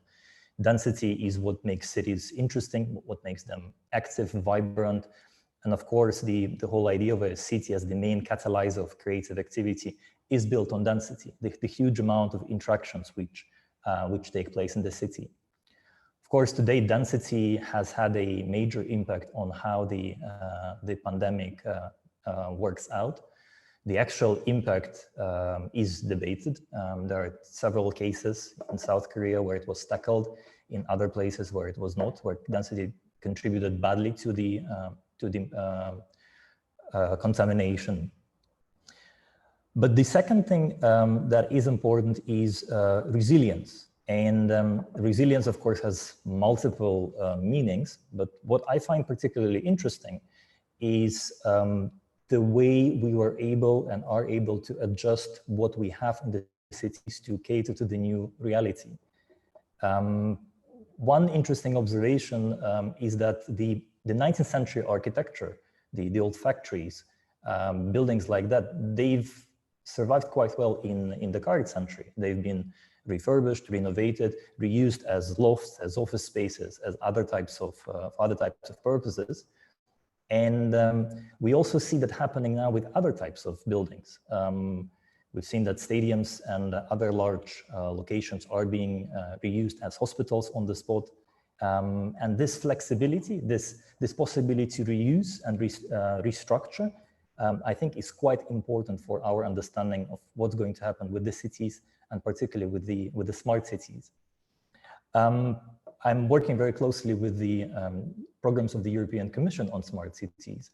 And when they've started work on these major calls about smart cities and communities, in the beginning, there were three main pillars: mobility, energy, which are, of course, obvious choices. There is a lot of technological improvement that can be derived over there. But the third major direction was repurposing of existing infrastructure. And I think today we see a major potential of this third pillar, that we are forced to repurpose our existing infrastructure for completely new use, and also with the great use of technology. And I think that is something that will be defining the way we're working with the cities in the next years. But of course, urban planners are now en masse back at work, because historically we've seen that there have been quite a lot of pandemics before, and each of them has had a profound impact on the city.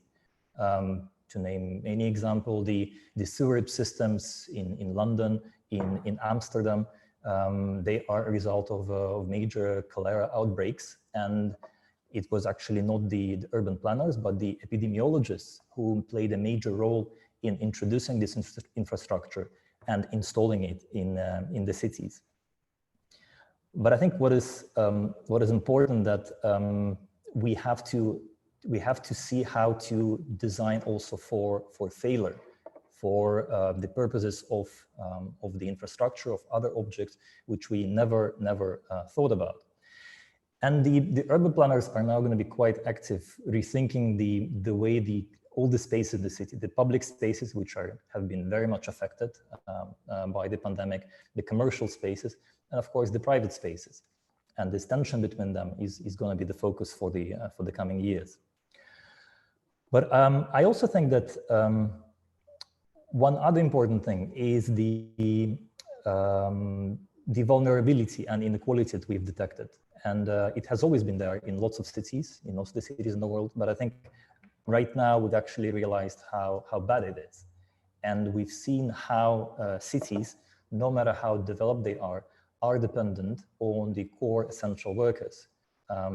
Even in Singapore, an extremely advanced city, a lot of outbreak was linked to the workers that lived in the special dormitories.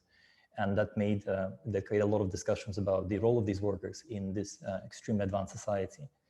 So we were underestimating our dependency on such essential workers, from medical personnel, from nurses, all the way to delivery people, which I think is going to be one of the most widest used professions in the coming years as well. But of course, there's dependency of these people on public transport, and that is something that is extremely affected by the pandemic. We also see a lot of losses in the jobs, something that the governments are trying to deal with. And important out of this is that we have to actually focus and design always for the weakest person in the city. This is not by any means a new thought. Any good designer knows that. In fact, even Alvar Aalto, one of the famous Finnish architects, clearly stated that, you know, once you design for the weakest person in the society, everybody else benefits from this kind of design. But I think now is a very interesting time for people working with technology and specifically smart city solutions, because they have proven to be extremely useful in the past months across all types of cases. You've seen many of them, the contact tracing apps that have been deployed in Singapore, in different places in China. Google and Apple are working on their own solution. And interestingly, such applications gave a boost to technologies which have not seen a lot of interesting use outside of their core basic purposes. I'm talking about Bluetooth right now. There have been a lot of promise about using Bluetooth in all kinds of smart city applications for localizing, for commercialization, and now it became the backbone of these applications. Then we have different kinds of dashboards and maps. This is the map of parks in Singapore, where it actively shows the amount of people in the parks in real time, allowing to make a choice whether it's a good idea or not a good idea to actually go and visit a particular park. We've seen this, drones that are being used to disinfect the cities. We, of course, flipped through many uses of drones, and they've been one of the key promising technologies in smart city space, but we didn't think of using them as actually a means to disinfect the streets and buildings and other locations. And of course, another example from Singapore, everybody's favorite these days, the Boston Dynamics robot dog, which is patrolling the streets and the parks and checking if people are actually keeping up the distance, which is advised by the government. Again, 3 months ago, I don't think Boston Dynamics were thinking of this kind of application for their technology. So this is interesting because we now see additional ways of using a lot of good solutions we already have, and that holds the promise for further development of such technology. But I wanted to share with you 3 scenarios, 3 vectors of development, which I find particularly interesting when thinking about what is going to happen in the next years. And one important observation is that there was this famous phrase from William Gibson, the science fiction writer, that future is already there, is already here, but it's not evenly distributed around the globe. And what we see now that suddenly in many places we are forced into the future. So tomorrow, which we've been always talking about, it is actually already here. And governments and public services and people are figuring out how to deal with this tomorrow.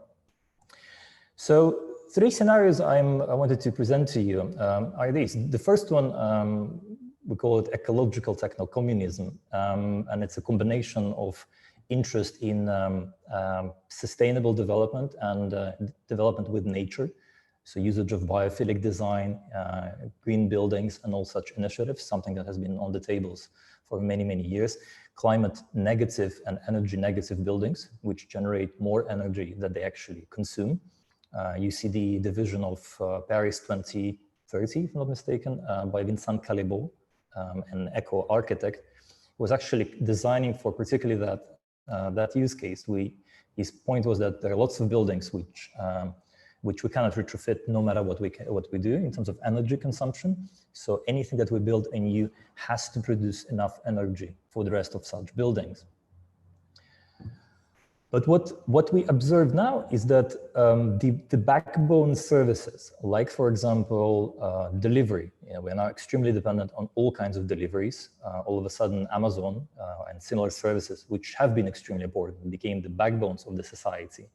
But they're conveniently hidden somewhere in the back. We don't really see or think what is happening in the warehouses, how they're functioning.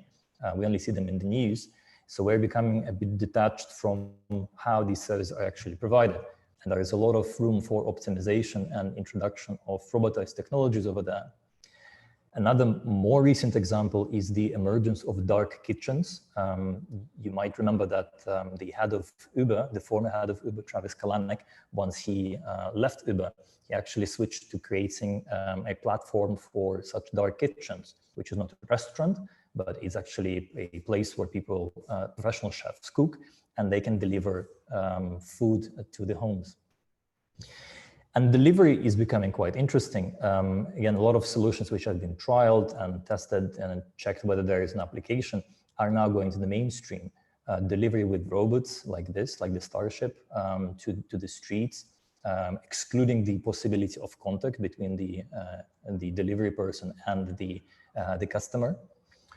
This is another example from an Estonian company called Cleveron, and what they're building is an automated pickup box, which has actually one entry point, but lots and lots of cells, and the robot inside reshuffles the packages inside, and it's another way to collect the groceries and other type of parcels without having them delivered to home.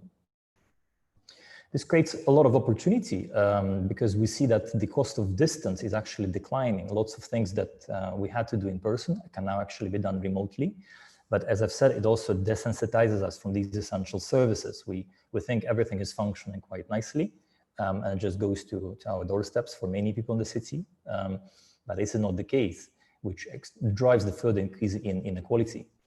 And an interesting impact of this is the short-term disruption of sharing economy, because people are now much more reluctant to use shared vehicles, shared bikes, shared cars, and other services.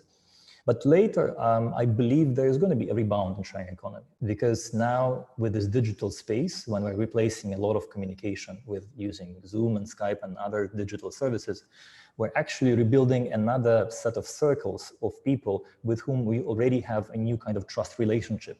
And I believe there are going to be services built up on this new definition of trust and sharing between them. The second vector of development, which I think is important, is further development and further autonomy of homes and the communities, especially if we think of a less optimistic scenario where the virus will stay with us for a long while. There are going to be spikes of new cases and new periods of isolation. We're going to be more and more dependent on our local facilities and our own homes, which means a lot of local production, which means a lot of local recycling.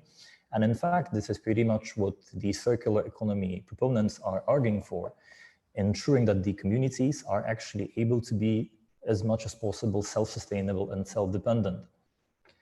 And vertical agriculture, hydroponic city agriculture, this is an example of a French company called AgriCool. They're having a container-based solutions inside which they can grow all types of produce.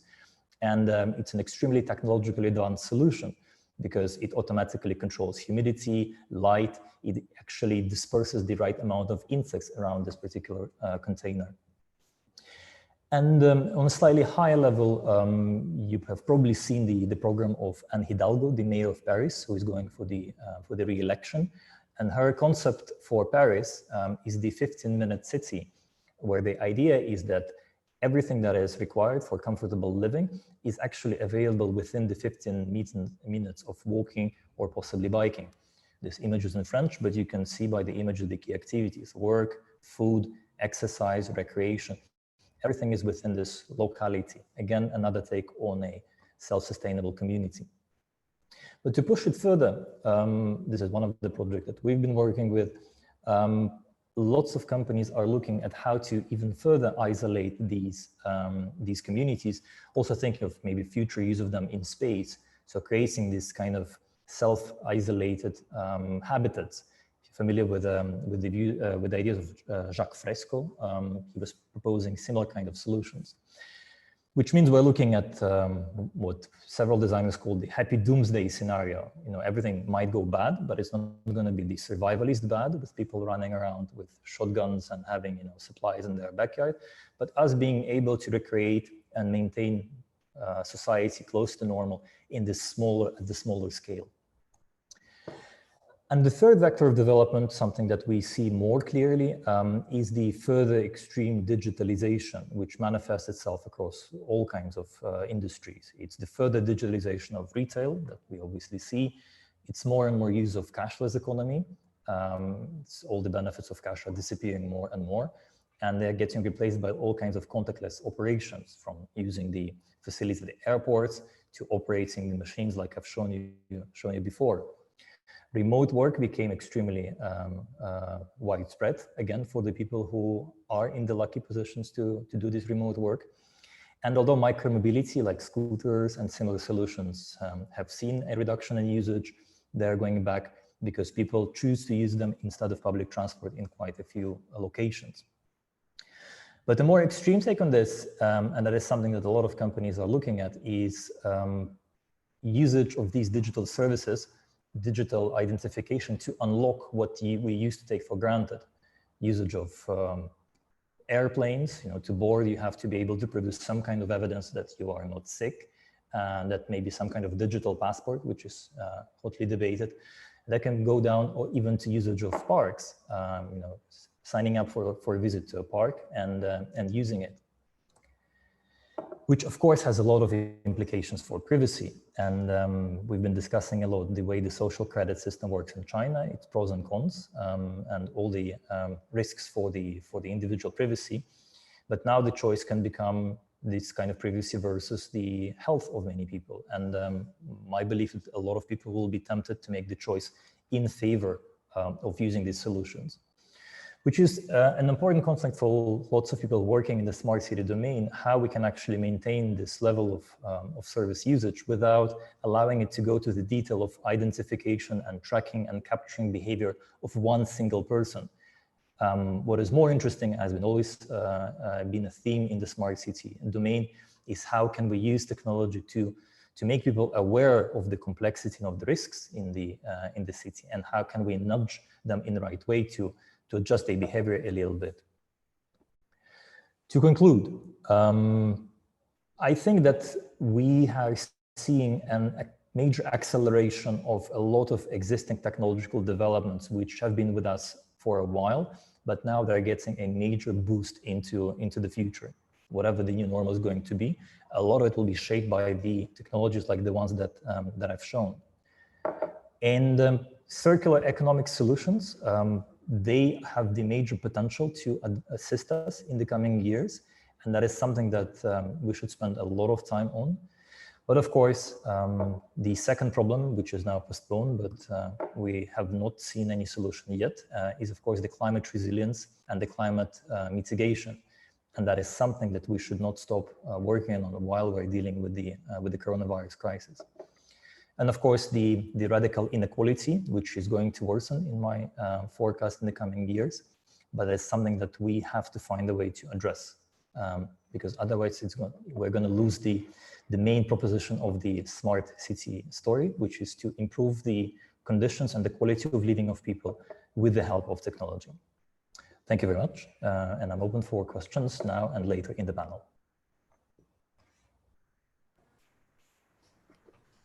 Thank you, Vladimir, for your valuable inputs. It's very insightful technology examples you have shared with us of applications and systems and multiple ideas for dealing with the pandemic. Thank you. I believe we will have the questions in the panel discussion after two speakers, inshallah. Now let's carry on our schedule for the day. It's my pleasure to introduce our fifth participant, Mr. Yusuf Al-Harthi, the CEO of Oman Technology Fund. Yusuf has been a technologist and an entrepreneur for over 20 years. During this time, he founded three startups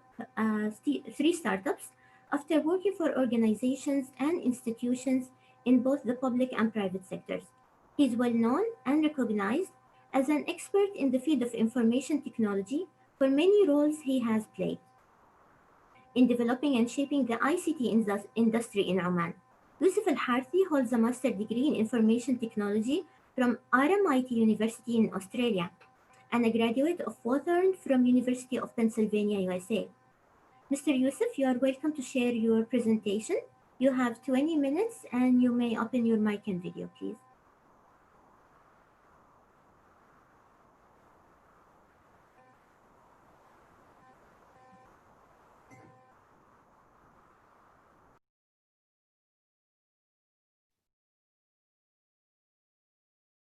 السلام عليكم.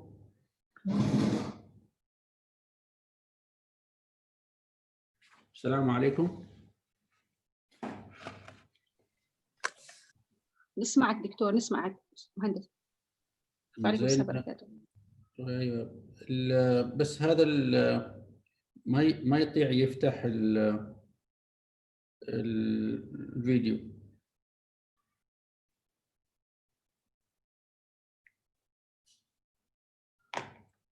ممكن نشوف ايش الاشكاليه؟ دكتور سويت شير سكرين؟ اوكي زين اوكي. ايوه في بتن تحت لونه اخضر شير سكرين وتختار الملف اللي فيه البرزنتيشن مالك لو سمحت. ان شاء الله دقيقه.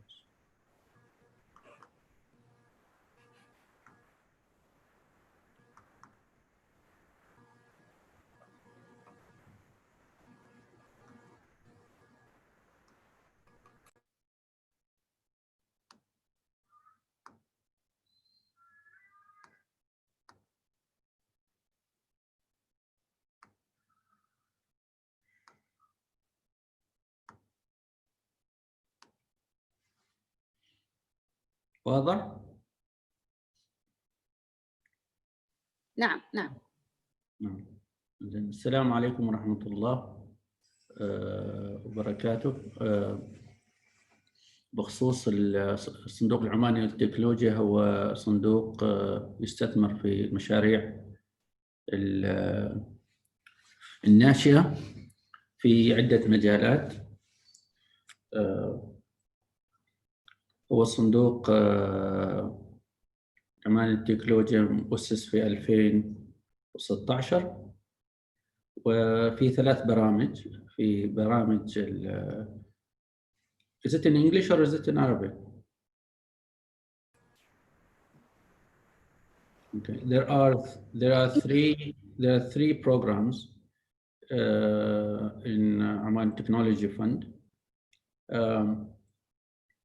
Right from the ideation, and then we have acceleration, and then we have growth. We invest in number of verticals, and of course, smart city is one of the important areas where a lot of investment has been done. And mainly, we categorize smart city technologies around 4 areas. The first area is lifestyle. So we have, it is the 3rd highest investment type from our portfolio. And then mobility. Mobility is the 5th. So transportation all the way from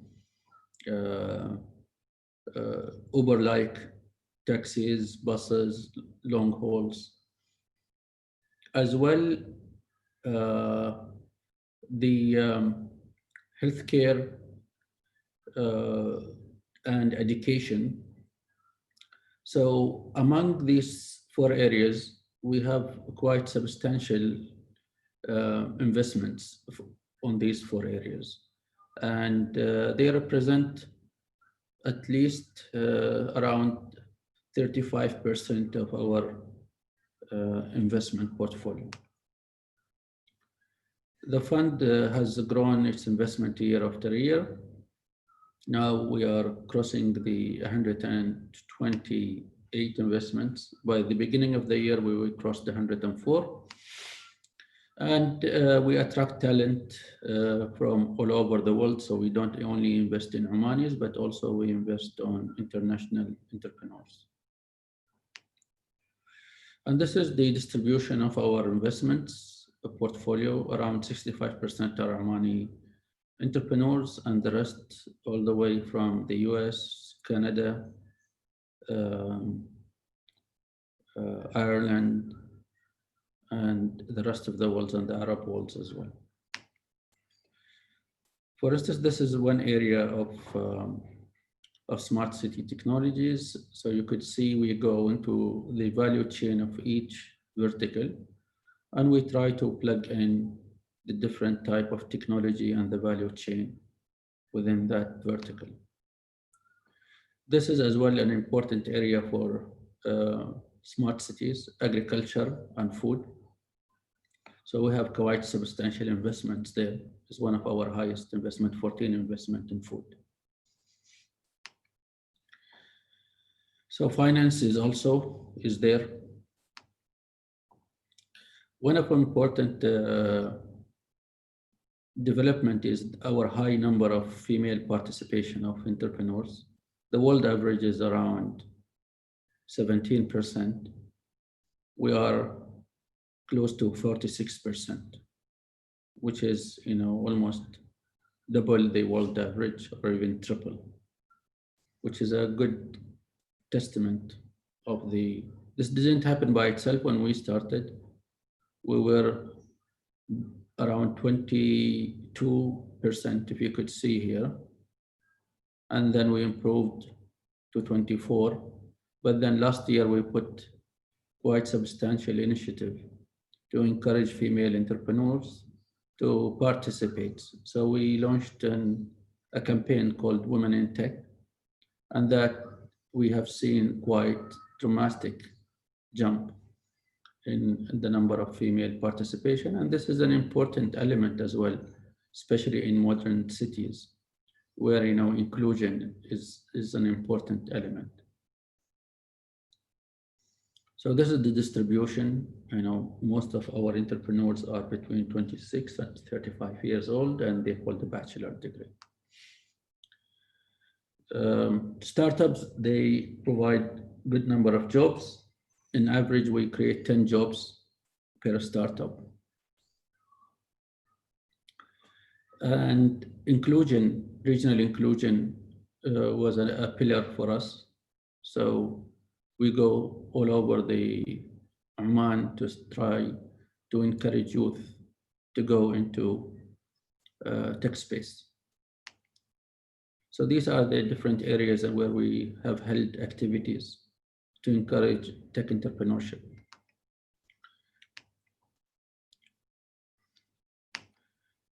So basically, I will not take much. I know everyone is tired by now, so I kept it short. I finished.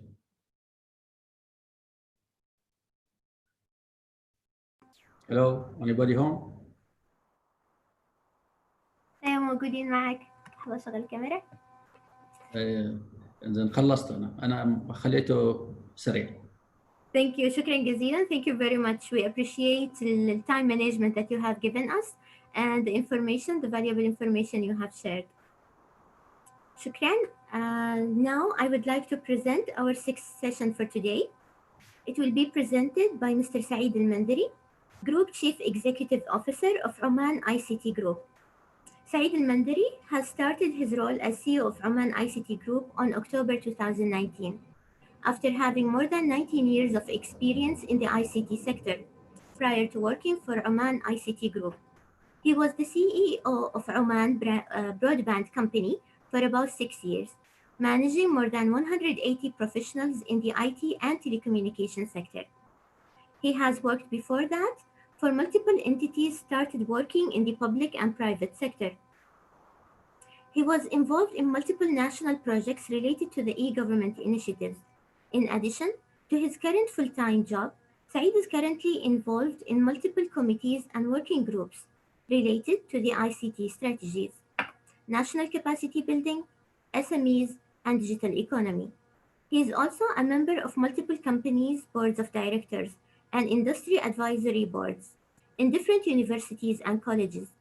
Said graduated from Kent University with a computer engineering degree in 2000, followed by a one-year executive management program from Berkeley University on 2018. Mr. Saeed al-Mandari, I invite you to start sharing your presentation with us. You have kindly 20 minutes. Assalamu alaikum wa rahmatullah. I'm very pleased to be with you today. It's been a pleasure always to be among such a very experts in this field, and I will try to make it as short as possible because most of what I wanted to talk today about has been covered by the first panelists, Dr. Amy, Jonathan, and Dr. Salam as well. Today, my presentation is going to be mostly about the impact of COVID-19 and accelerating the adoption of fourth industrial revolution technologies. And I'll be having some focus on Oman impact because Dr. Amy and Jonathan have spoken about the impact on UK and US or the world overall. But I will have a little bit of what happened in Oman and her and what we are seeing of a change as an impact from the COVID-19. We'll be talking more about the bright side of the pandemic. We've been always talking only about the negative things, but let's talk a little bit about the bright side. Talking about that, usually in any transformation, and specifically when we talk about the transformation of the fourth industrial revolution, it's all measured by how much you are spending, so that's how much you can get as a return of investments on that. And it's been always a challenge to convince the decision makers how to make this ROI, which is measured mostly in from the investment point of view without looking at the non-direct benefits out of it. So there's been always a challenge of how long is this investment is going to be sustainable. What is the base of technology change? If that is a frequently change, then that would be a challenge to convince the decision makers to make an investment on the technologies. As well, sometimes the investment risk, specifically on the digital, comes where there is a high impact of different aspects on the business, whether it is unemployment or the business continuity or the confidentiality of the information. But the most important things as well as a challenge used for the convincing the decision makers to do the transformation was actually the culture and the environmental or the environment change for whether it is a regulation or policies or the mindset of the people towards having a real interest to do a digital transformation. And this is actually has been as well focused on by Dr. Amy when she said that the mindsets was a challenge always, and the pandemic have played a good role in changing this mindset.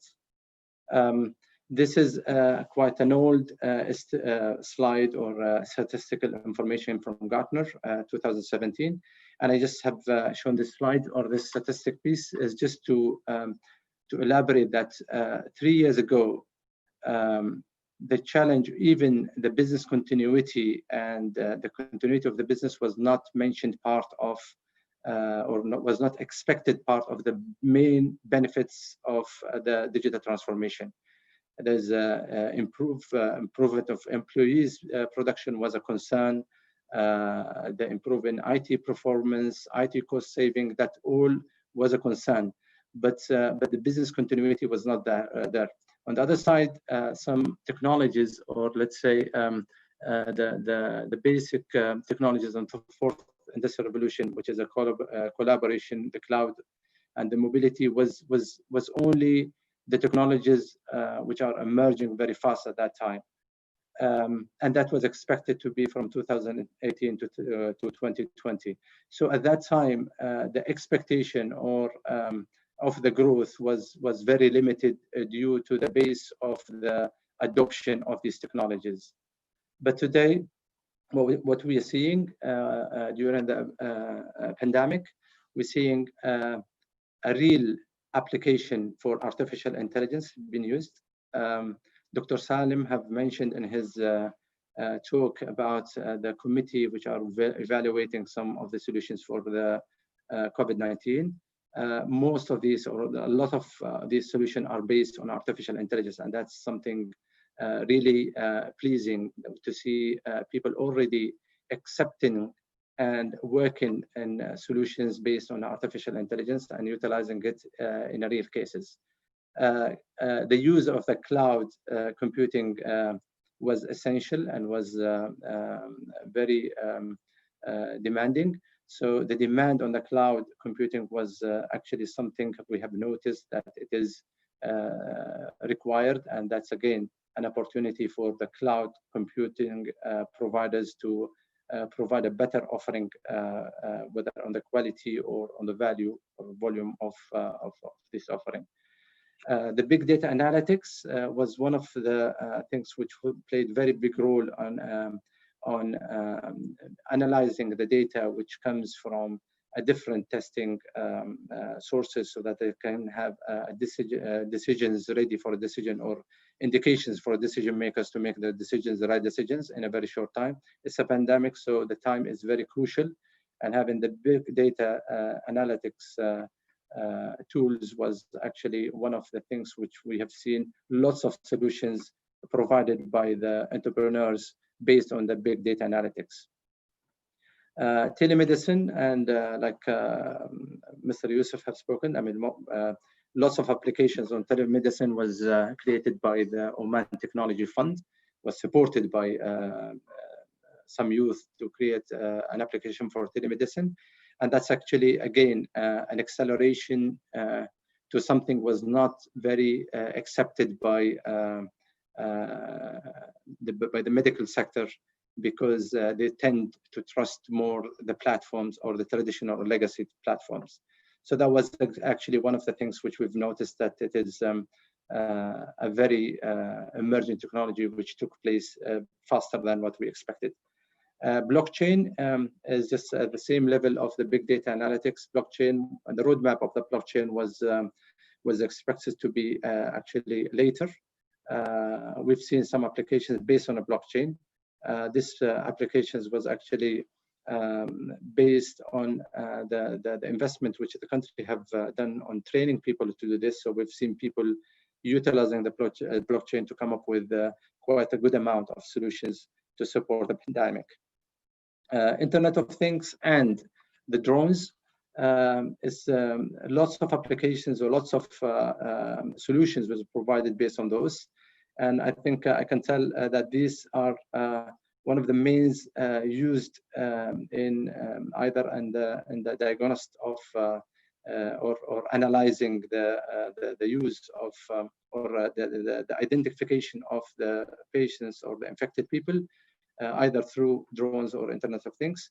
And there's some other applications that have been used widely, either on the deliveries or in awareing the people of the danger throughout the pandemic. So these are two technologies as well widely used in Oman and here, in addition to the robotics, which is was used a lot on the medical sector. Some of the solutions which were provided was based on the 3D printing, specifically related to the masks and the protection items. The manufacturing was actually one of the things which was in need during this pandemic, because the medical supply was in shortage all over the world, and 3D printing was one of the solutions which was widely used to sort out this problem. The video conferencing, as you know, and we are on one of these platforms, have been widely used, and therefore it's been depending on it for the online business.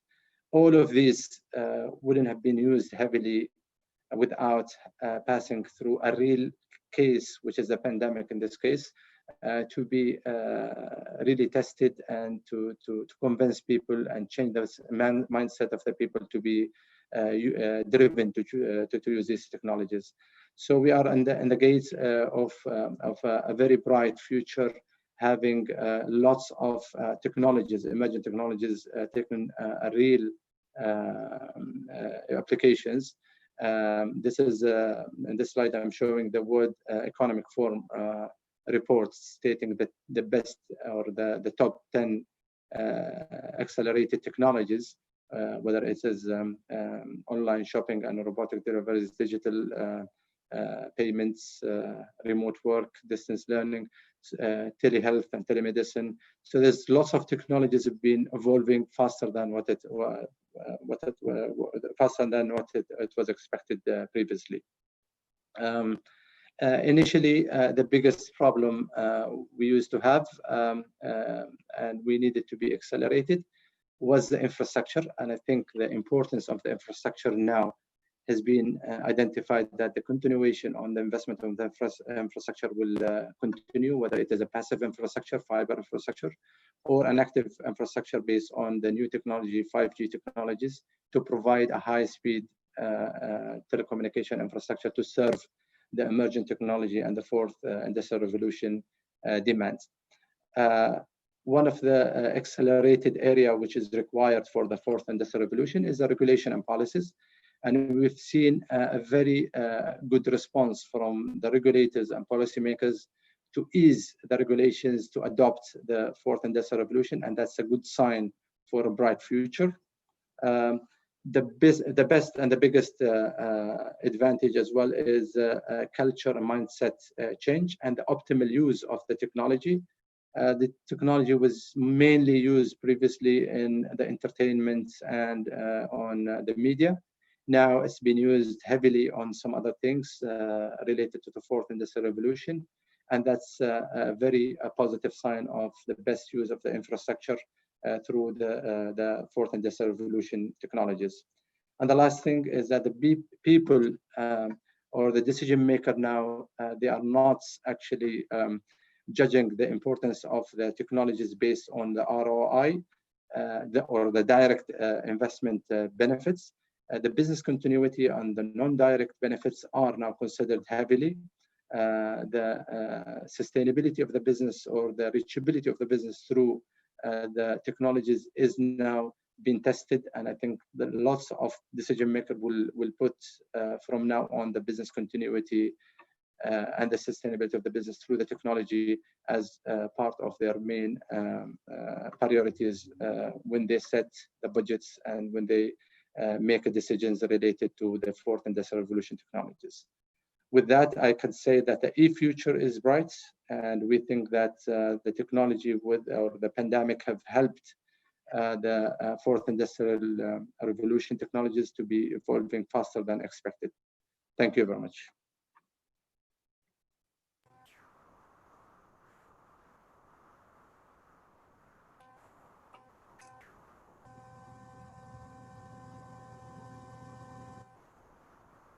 Shukran, Mr. Saeed Al-Mandari, for your valuable inputs.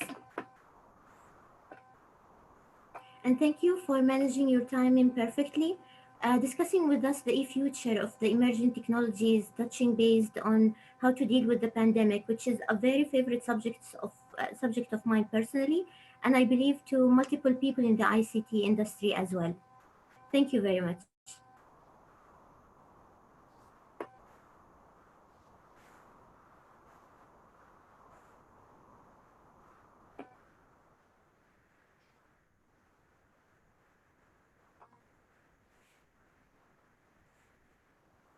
Our seventh session for today, inshallah, will be delivered by Vitor Manuel Alves Pereira. He's a journalist and communication expert, creative and visionary strategist, and deep thinker. He's a co-founder of Zoom Global. Smart Cities Association, a G-agnostic platform with heart and soul of the future. Co-founder of Smart Cities Portugal Cluster, international speaker and contributor, chair and coordinator of numerous events around the world, and specialized content platforms such as magazines, portals, blogs, etc. Working with cities, universities, and private corporations to develop roadmaps and strategies for smart cities, smart regions, smart tourism. First awarded with the prize of Personality of the Year Smart Cities Live in 2015 in Portugal, also awarded for the first time within the frame of the Green Business Week, an initiative of the AIP Foundation. He is also a winner of the People's Choice Award, first edition in 2018, an initiative from Smart to Future, UK's Global Smart Cities event. Mr. Pereira, the virtual space is yours. You may kindly open your mic and video and share with us your valuable presentation. Thank you very much. Good afternoon to everyone.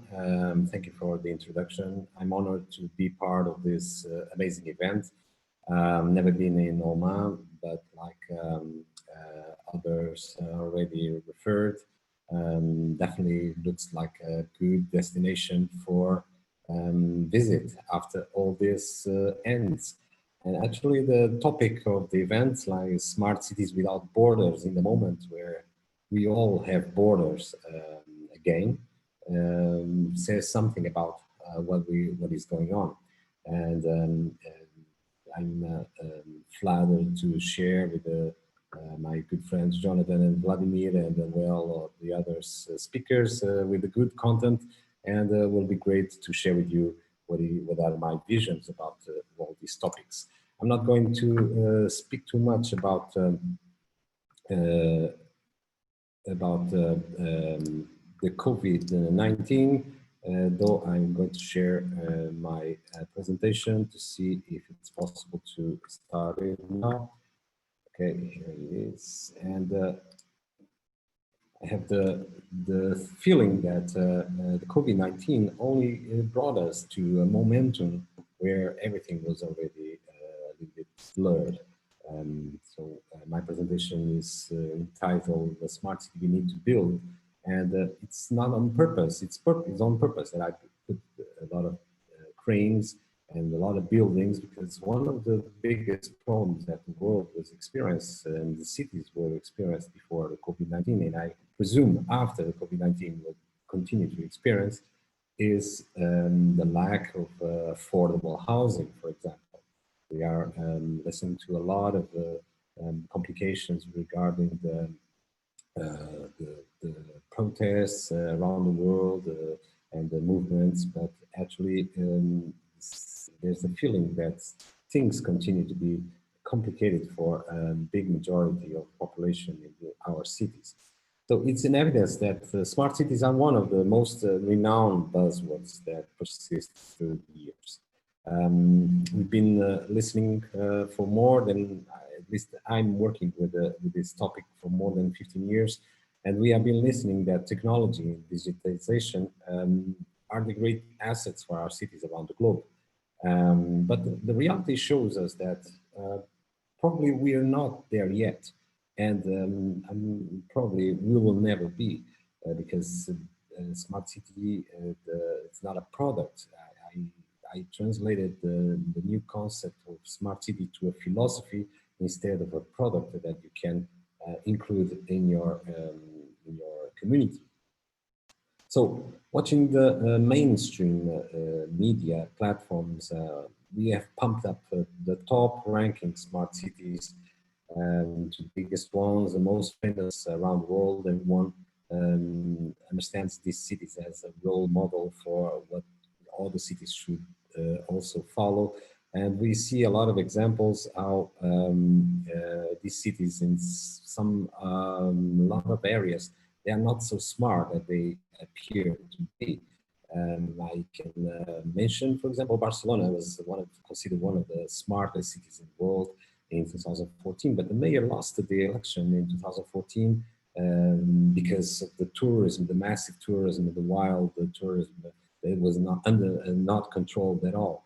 So the population didn't feel that the smart city full of sensors, full of Wi-Fi, full of sharing services was enough. They thought at that time, there was a moment to change leadership and choose another project. So obviously these famous cities need to be smart somehow. by one hand, the technology that they introduced to improve the efficiency and manage better the resources and overcome the challenges. But by other hand, they have a communication strategy and social engagement involving the communities and neighbors. We have a lot of examples, some already spoken in this event. So where are then the smart cities? The ones that receive the majority of the population by 2050. This is the main sentence we've been listening all over the world in this kind of events. Everyone mentioned that the majority population will be living in urban areas, but there are the others who are losing population and can find ways to survive or thrive. Will be this one, the next generation of smart cities. Or we have also these examples that we've been seeing around the world. We have the smart cities in China, for example, and I would like to bring here a curious example. I don't know if you recognize this one, but in 2012, the vice mayor of Wuhan, yes, that's exactly that city that's in the center of the epidemic and the problem of the COVID-19. But the vice mayor in 2012 said in the Expo World Congress in Barcelona that in Spain, that they were aiming to become a leading city in terms of applying technology to improve the lives of the citizens by 2020. Wow. And this was said in 2012. And in 2020, the city would be already finishing the process to become one of the exemplar smart cities in China. Well, I guess it worked, but wait, we cannot just censor this city because they will have a purpose. Actually, Wuhan is one of the smartest cities in the world. If not, you can pay attention to it has developed economy. It has 82 colleges and universities, which is the second largest number of colleges and universities in China. And therefore, Wuhan is a center for new economy, new technology, and cultural exchange in central China, along with other cities like Chengdu, for example. It's also regarded as being a smart city with the most investment value.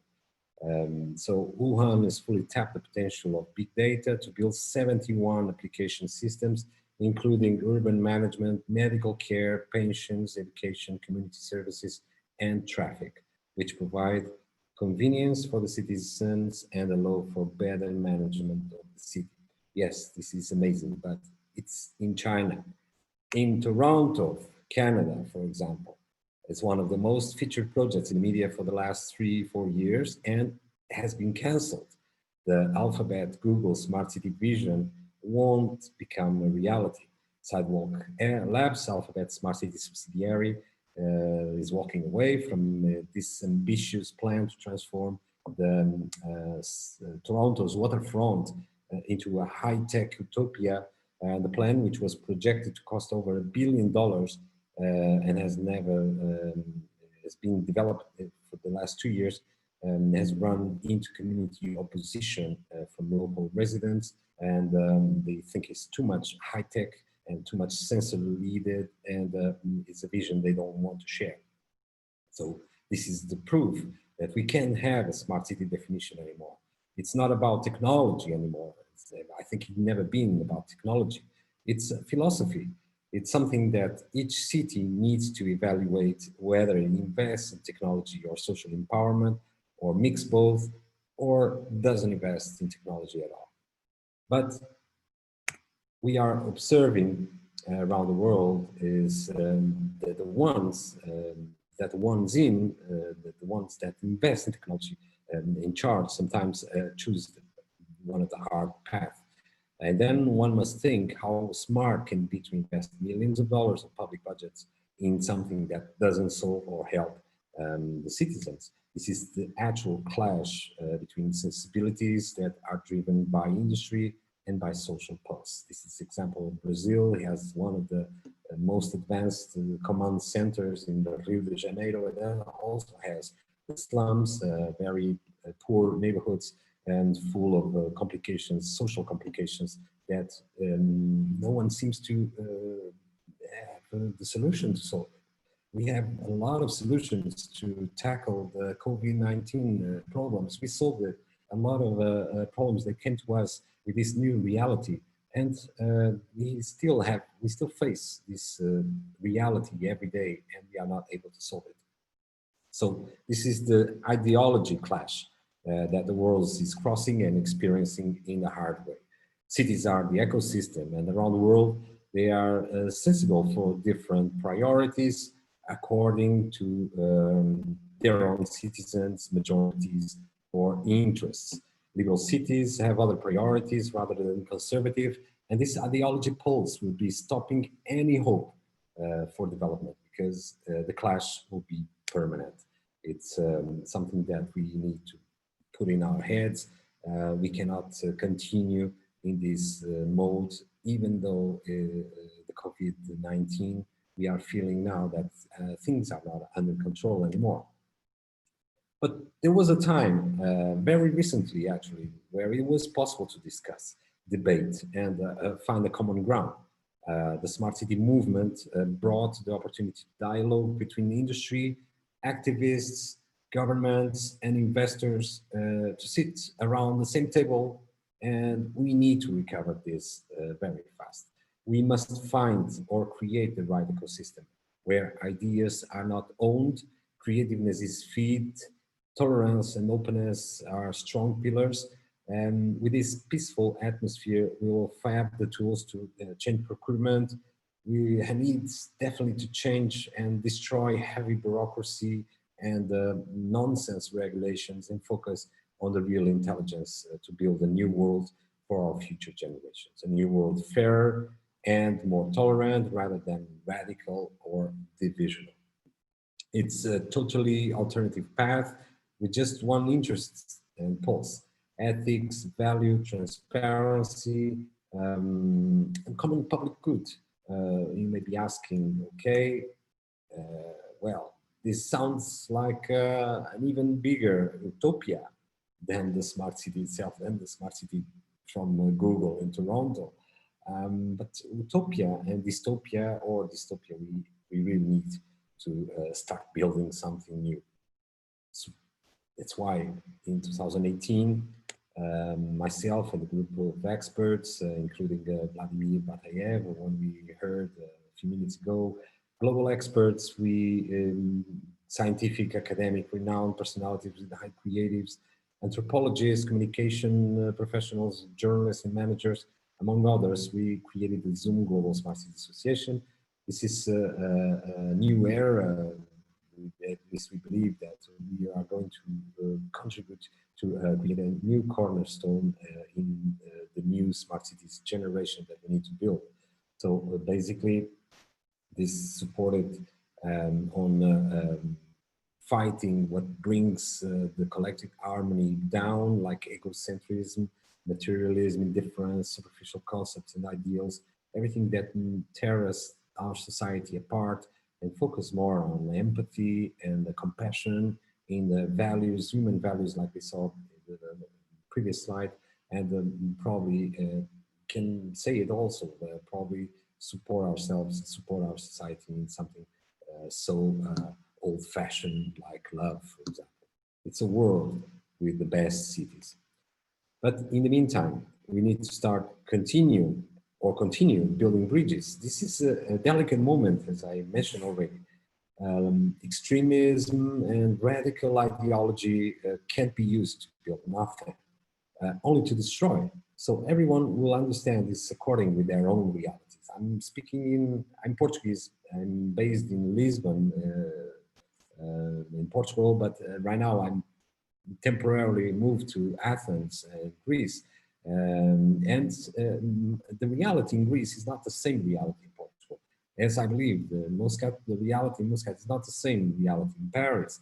And the New York reality is definitely not the same reality in Beijing. So each one of us has his own vision of a reality that experiences itself. So it will never be possible to impose one reality to other people based on our perception of this reality. So that's why we need to build bridges. And especially in this global pandemic moment, I'm using post-COVID-19 also, fortunately, I'm the one who thinks I'm optimism about this pandemic moment. We experience a lot of hard times in our human history. So this one is another one. And I would say something about worries and opportunities. We need to move forward, or probably some cases and some examples, we need to step back. In some cases, it's better to step back. In other, we definitely need to jump forward. These are some of the worries or opportunities that we can take in consideration. I'm not going too deep in these subjects of security and privacy. A lot of other speakers already touched these points, and this is something included in the clash that I mentioned. It's a cultural and ideological asset, and we have to analyze it in the context. In China, facial recognition is something connected with artificial intelligence. It's totally open and accepted by population, citizens, companies, and governments. But in Europe, it's not so easy to include this, although we use it also. So basically something cultural and ideological and also political. So we need to refrain our thoughts a little bit for these kind of topics. But I will focus a little bit about economy, smaller cities, tourism, and somehow all related. This may be the chance to improve and balance the geographical distribution of the investments and balance the demographic movements as long as there's a strategy, of course. So leadership, like Jonathan as well referred, in courage. There are no leaders in this world without courage, and some measures need to be taken. They need a lot of courage to be taken. Defunding healthcare in remote or smaller cities cannot continue. This is something we are observing in our countries here in Europe. A lot of defunding and disinvestment in these smaller cities because they don't have the population, they don't have enough power, enough elective power. So they become obsolete and they are ignored by governments. So central governments, along with the city administrations, they need to invert and create the conditions to attract and keep citizens and fight brain drain, at the same time. This will generate a more sustainable development, creating new opportunities and diverting investors to something that often is not in the radar. Why I'm putting the word investment all the time. That's why I choose this topic for my speaking, my keynote, is that someone has to build the cities, and we cannot rely on public budget to do this. It's impossible for a city to get enough money to go deeply in a smart city project. So private sector will have a bigger role and an important role for the future of our cities, building with regulation, with transparency, with a good procurement to a new proposal of smart cities. So the private investors need to become the main builders of the smart cities and not only rely on the public budgets, because that's something that won't work. We are watching these conversations over and over. Cities are always going to conference events, showrooms, check all the latest gadgets for their cities.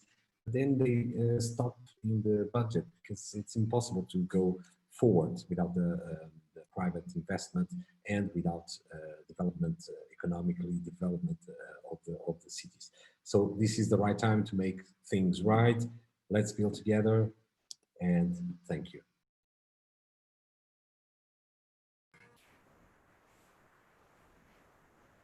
Thank you, Viter, for your great session. It is really interesting how you have identified the actual smart city instead of its only technology, but it's more like the best practices and more like common sense. Thank you very much, and we look forward to have you again in the panel discussion. Thank you very much. Dear all, we have presented today 7 sessions rich with key information. With key information identifying challenges, solutions, innovation, ideas, numerous efforts, and opportunities for smart cities resulting from the pandemic of the COVID-19 outcome, highlighting successful models of smart cities around the world and determining the reasons for their success. We shall now start the second panel discussion of our symposium to be moderated again by Dr. Ali Shidani, and inviting our speakers, our guest speakers. Dr. Ali Shidani, you have 20 minutes and you have the time to discuss with your valued guests. Thank you, Azhar. I just want to make sure that everyone can hear me clearly. Is my voice okay? Okay. So I think interesting session and quite unique presentations from Vladimir, Yusuf, Saeed, and Pereira. So Vladimir, you've touched on technology innovation and deep tech solutions. And you coming from a finance background and maybe a venture capital background, do you see the time now is right for investments in deep tech solutions? And what do you see post-COVID? What do you see the technologies that will prevail and the industries that will be more prominent moving forward? Thank you for the question. Yes, I certainly think now is a good time to invest into deep tech solutions. But to be honest, I think it has always been the good time to do that. And now it's even more important to do that. And maybe to clarify, by deep tech, we mean the technologies, the solutions which are rooted in fundamental science. There is a substantial innovation with a big degree of complexity. That's one important element. And the second important element is that a lot of deep tech companies, especially the ones that we are working with, they are focused on addressing a certain important societal challenge. And that challenge can be the improvement of air quality in the city. It can be the search of a new type of antibiotic. It can be completely different.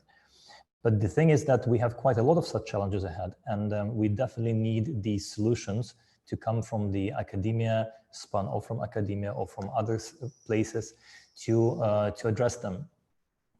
In terms of what is interesting and what is the most promising and important in the coming years, I've hinted at that in my presentation, and this is of course everything related to the mitigation of the climate emergency and further sustainability improvements. And if you look at what is happening on the governmental level in the United States, also in the European Union, there are the Green Deal documents adopted even on the intragovernmental level, and a lot of support is targeted at these Green Deal solutions. And again, they range from sustainable mobility to rethinking the complete value chains in food supply and similar industries. So there are a lot of interesting, difficult problems that are not solved there. And I'm only encouraging and hoping more and more companies, and especially younger people who are dealing with such technology, will pay attention to these challenges and address their effort towards them. Thank you, Vladimir. So on the topic of deep tech, just a follow-up question. Do you see any inequality, if I may say, between countries who are technologically and scientifically developed compared to countries that are still in their early, maturity stage in technology and scientific development?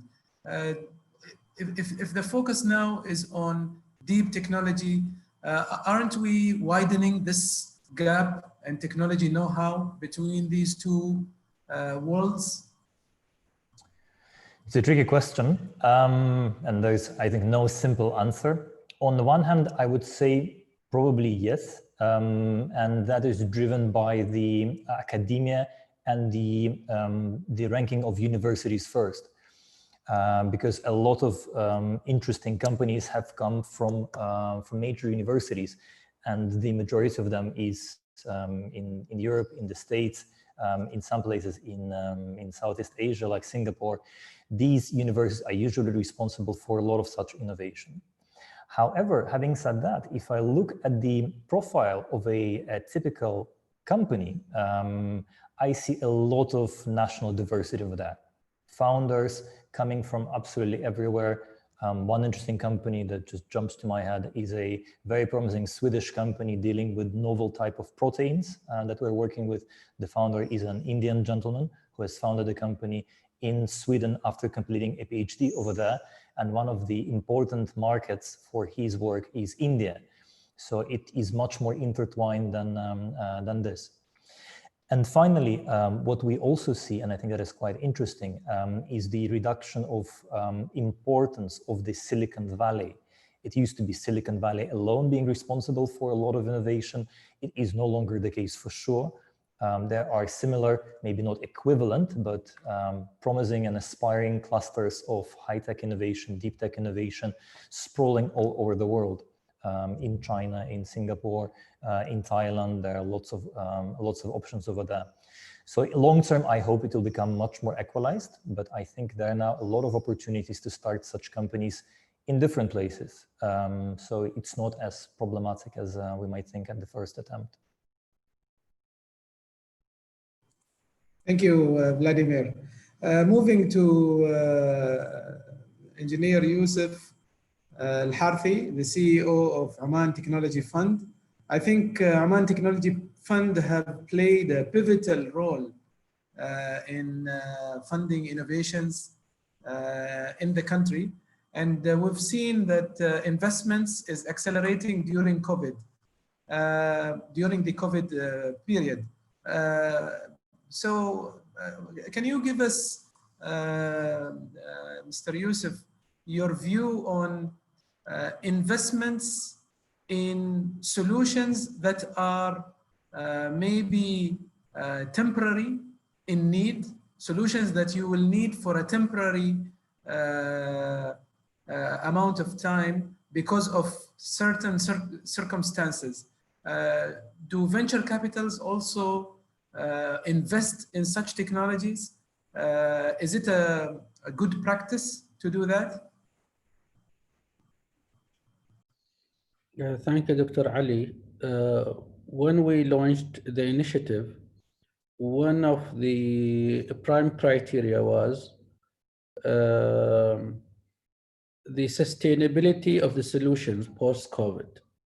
So it was very important for us when we selected those startups is to select those startups who have potential to sustain. So it would not have been viable just to fund something for temporary purposes. Maybe government organization could have done that. But for VC, I mean, they look for sustainability and growth. The other question that comes to me, looking at the data that you showed in investments that you have done, there is focus on founders who are younger in age. How about founders who are retirees, those who are older in age and who might be wiser as well?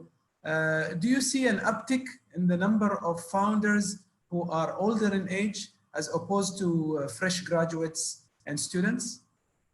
Wiser is a relative term. You could be older but not wise, still keep doing the same mistakes again. We all do that. So anyway, you know, our data show that the most successful founders are those who are above 35. And the reason being is that they have knowledge of the potential of their verticals. And they have also established network inside potential clients that could help them to get in. Plus they have the work ethics and this.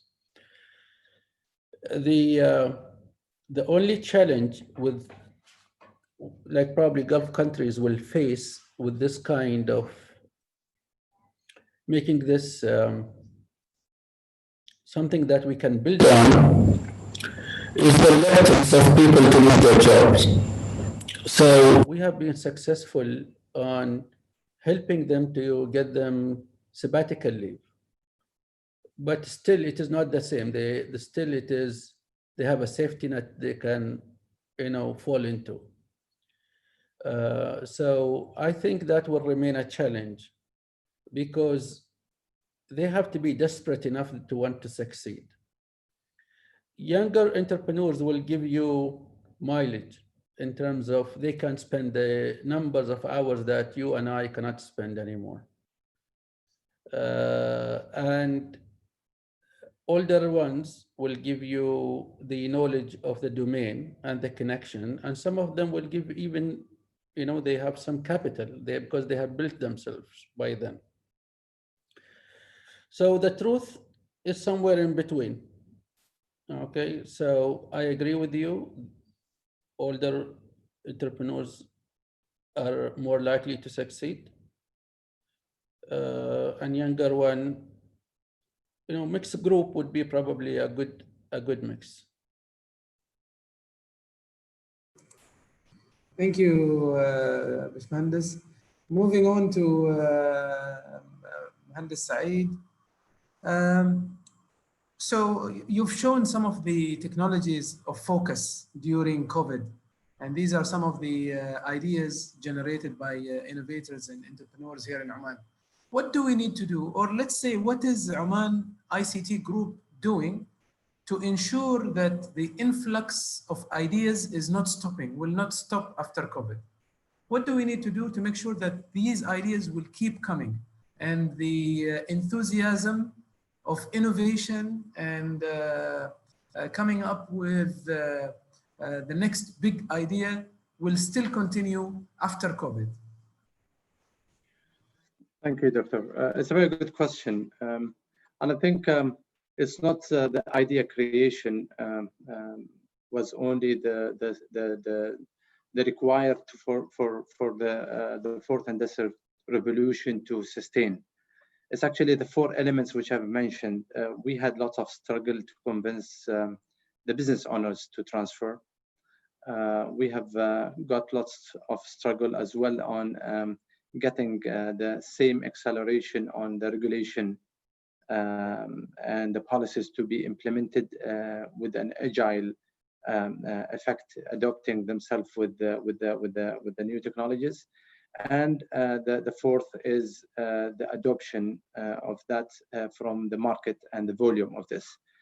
The pandemic is actually have touched the four elements, whether it is the regulation and the policies, the business needs, the excitement of the youth to and the entrepreneurs to invest on these technologies, and the business as well requirements, or the business decision makers have made it it was clear for them that it is required, and they should have looked at the other angles as not only the financial return part. So you have asked in the last panel, Dr. Salim, is this going to continue after the pandemic? I would say it's not with the same speed. Definitely no, because the crisis always has its own speed, because they compromise on so many things versus the decision. But at least it will be faster than before, and at least it's been demonstrating that these technology have proven themselves, and it has a market. It's only a matter of how fast we want it to be implemented, so that we can prepare ourselves for any future pandemic. And I think this pandemic the impact of it was really major. For any business owner would always put it part of his risk matrix whenever there is a risk evaluation for any business.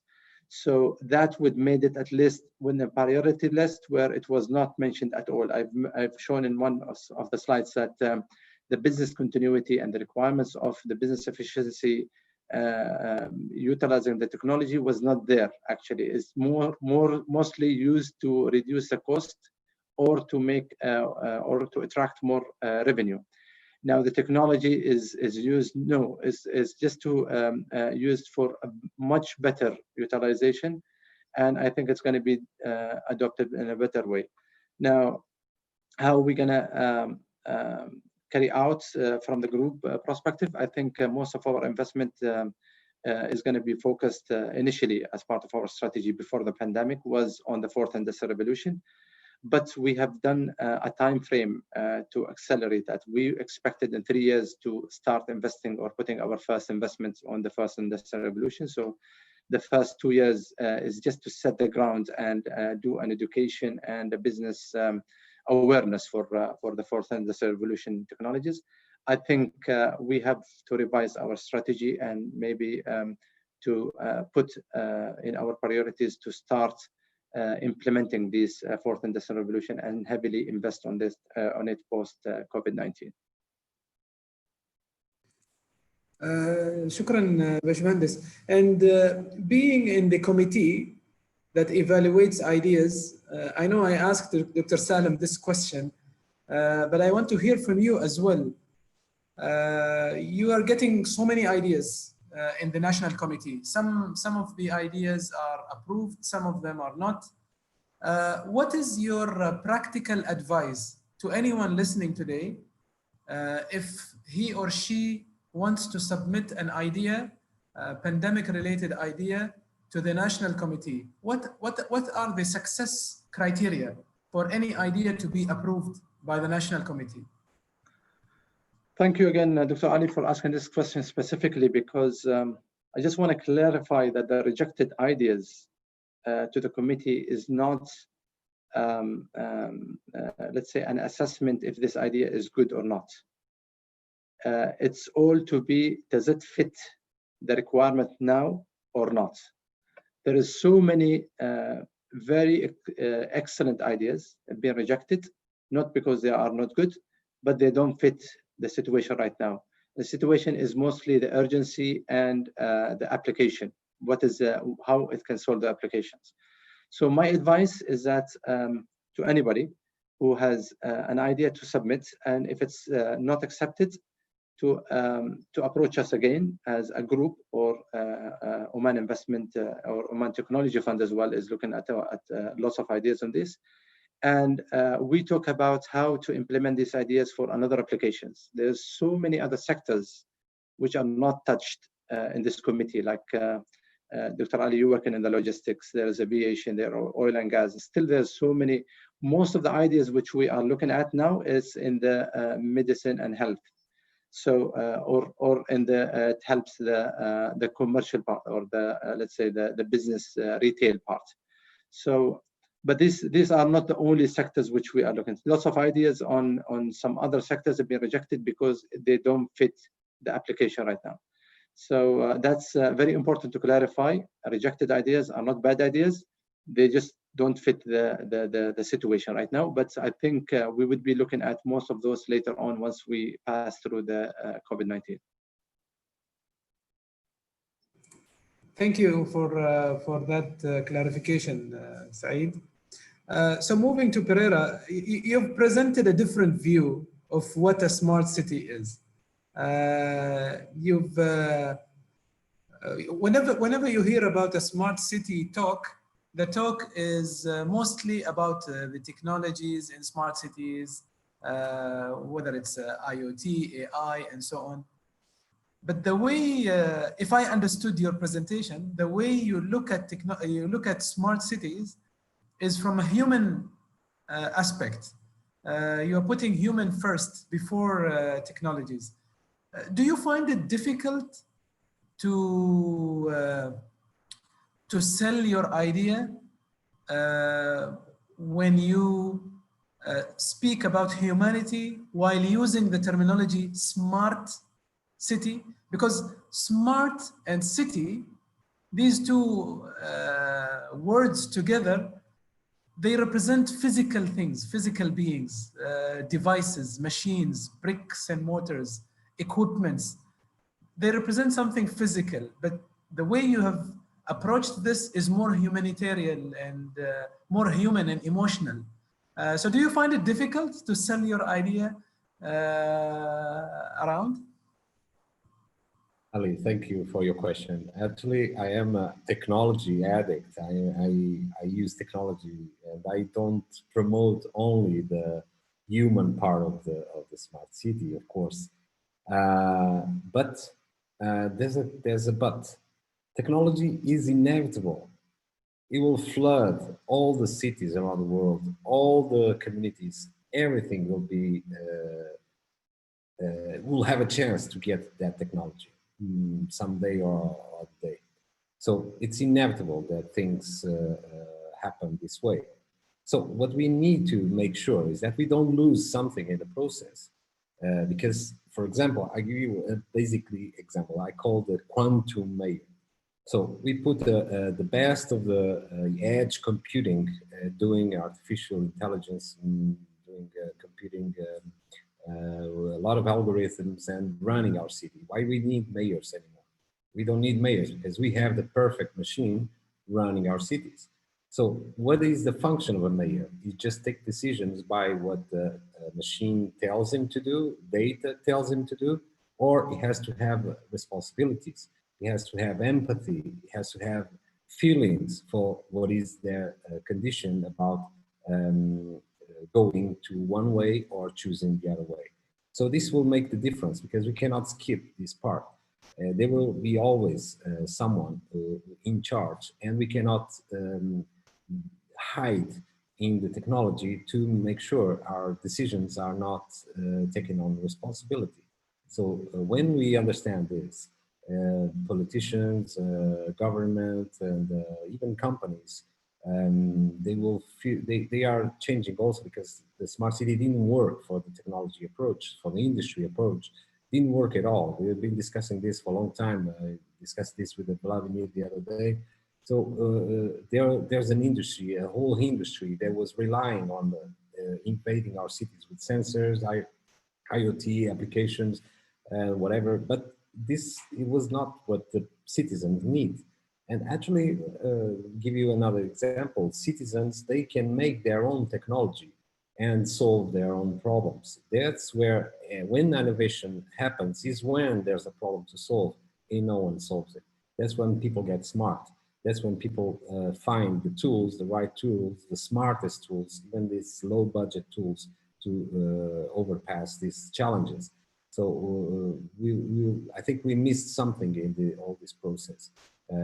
I think, but we're still on time. I think COVID showed us a lot of new paths to walk, and cities all around the world, like I mentioned in my presentation. It doesn't matter if it's in America, if it's in Asia, if it's in Arabia. Cities need to focus on their own challenges and try to find local resources, governmental agencies, attract new talent, attract new investments, and solve those problems, those challenges. They cannot just go to the supermarket and buy all the technology they think they need, but actually they don't need.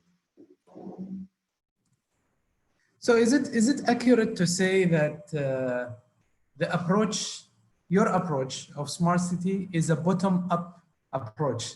It starts with needs. It starts with the challenges. It doesn't have to be imposed top-down. It's a bottom-up approach using cheap, available resources to solve city problems. Is this statement accurate? Yes, Ali, it's almost accurate because I am in the middle. I don't see a city thrive only with a bottom-up approach. Otherwise, it's something things won't work. And I don't see either, and I see it unbalanced if it's only a top-down approach. So it has to be in the middle, some balanced solution. Because why is this? Because the city cannot build by paying all the expenses of what they need. And they need to put something from the citizen side, and they need to bring also startups and companies to invest in their cities. And each one has to keep the balance, but if they don't have the opening, if they don't have the ecosystem to thrive, it will fail. So that's why Silicon Valley thrived in one day, and we can imagine how hard it was, because people think that the companies there started immediately with a huge success. Actually, no, they have a lot of failures in the process. They fail a lot. People now regret to sell stocks from Amazon or Apple, because now it will be millionaire. But at that time, no one believed them. And this is what it makes interesting for the cities, is that they need to have someone in charge that believes their champions, their own people, innovators and disruptive. And most of the times these people have a lot of ideas, crazy ideas. And if they don't, if no one listens to them, they probably go to other place and will start thriving and creating in their other place. This is what a mixed approach for the bottom up and the top down approach. It has to be a balanced solution. Thank you, Pereira. And also I want to thank all the speakers, Yusuf, Saeed, and Vladimir. Thank you very much. I think we consumed our time for the panel discussion. Thank you very much. And I want to thank the organizers as well. And Azhar, over to you. Thank you, Dr. Ali. We have received, actually myself, I have received multiple comments from everyone who's watching the session with us and the symposium, and they are thanking everyone, and they are very glad with the questions and discussions that we are addressing today. Thank you very much. I would like to thank Mr. Vladimir Batev, Yusuf Al-Harthi, Saeed Al-Mandari, and Vitor Pereira. It's our pleasure having your wisdom thoughts shared with us today. Our extended appreciation also goes to Dr. Ali, who have magnificently managed the two panel discussions for today. We greatly appreciate having you, and all our 7 speakers for today. And now, allow me to call the director who her efforts with her team as well delivered to us this symposium today, Dr. Huda Shuairi, Executive Director, Smart Oman. Dr. Huda is a researcher and academic with over 15 years experience and currently the head of the IT department at Higher College of Technology. Her research focuses on data science and new revolutionary technologies. She mainly specializes in different fields such as social development, health and education. In terms of education, she has worked on developing ecosystems and educational data using Hadoop framework application. Furthermore, she is leading different existing projects as the Ministry of Manpower, such as Open Educational Resource Project and Smart System Research Center. Her leadership experience stems from management of the department for over 5 years, as well as a stakeholder management, industrial relationship, and the conduct of international conferences and seminars. Dr. Huda, you are welcome to share with us your closing remarks for today. Please start. بسم الله الرحمن الرحيم. السلام عليكم ورحمة الله وبركاته. On behalf of Symposium organizer, Smart City teams, and Smart City ambassadors, I would like to express my gratitude to all of you who have come together here from various countries for your cooperations, which has enabled us to conduct a highly fruitful webinar, The Smart Cities Without Borders, Challenges and Opportunities during the COVID-19 pandemic. Thank you to our guest of honor, Her Excellency Engineer Azza bin Sulaiman Al-Ismailiyya. Thank you to our speakers and session moderator. Thank you to all the participants who joined us in this platform or followed us in our YouTube channel. Thank you for your engagement. And I would like to pay my deep respect to those participants who gave positive participation in this symposium and provided us with their feedback and their questions. I hope that what you have learned through today's session will help you a lot in your duties and lead to the stability of the region in the future.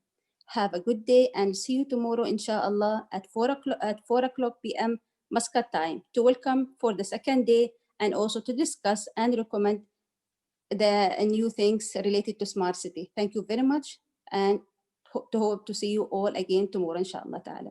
Thank you. The mic with you now. Azhar, thank you very much. Thank you, Dr. Huda. With our great gratitude, we have reached now to the end of the Smart Cities Symposium entitled Challenges and Opportunities During the COVID-19 Pandemic, expressing our great appreciation to our guest of honor, Her Excellency Engineer Azza bin Sulaiman Al-Ismailiya, Minister of Technology and Communication. Extended appreciation goes along to Your Excellencies, our distinguished speakers and experts, and all of our dear guests participated and attended with us today. See you tomorrow in our symposium, Smart Cities Without Borders, and have a nice day. My warmest regards, Azhar Busaidi. Thank you.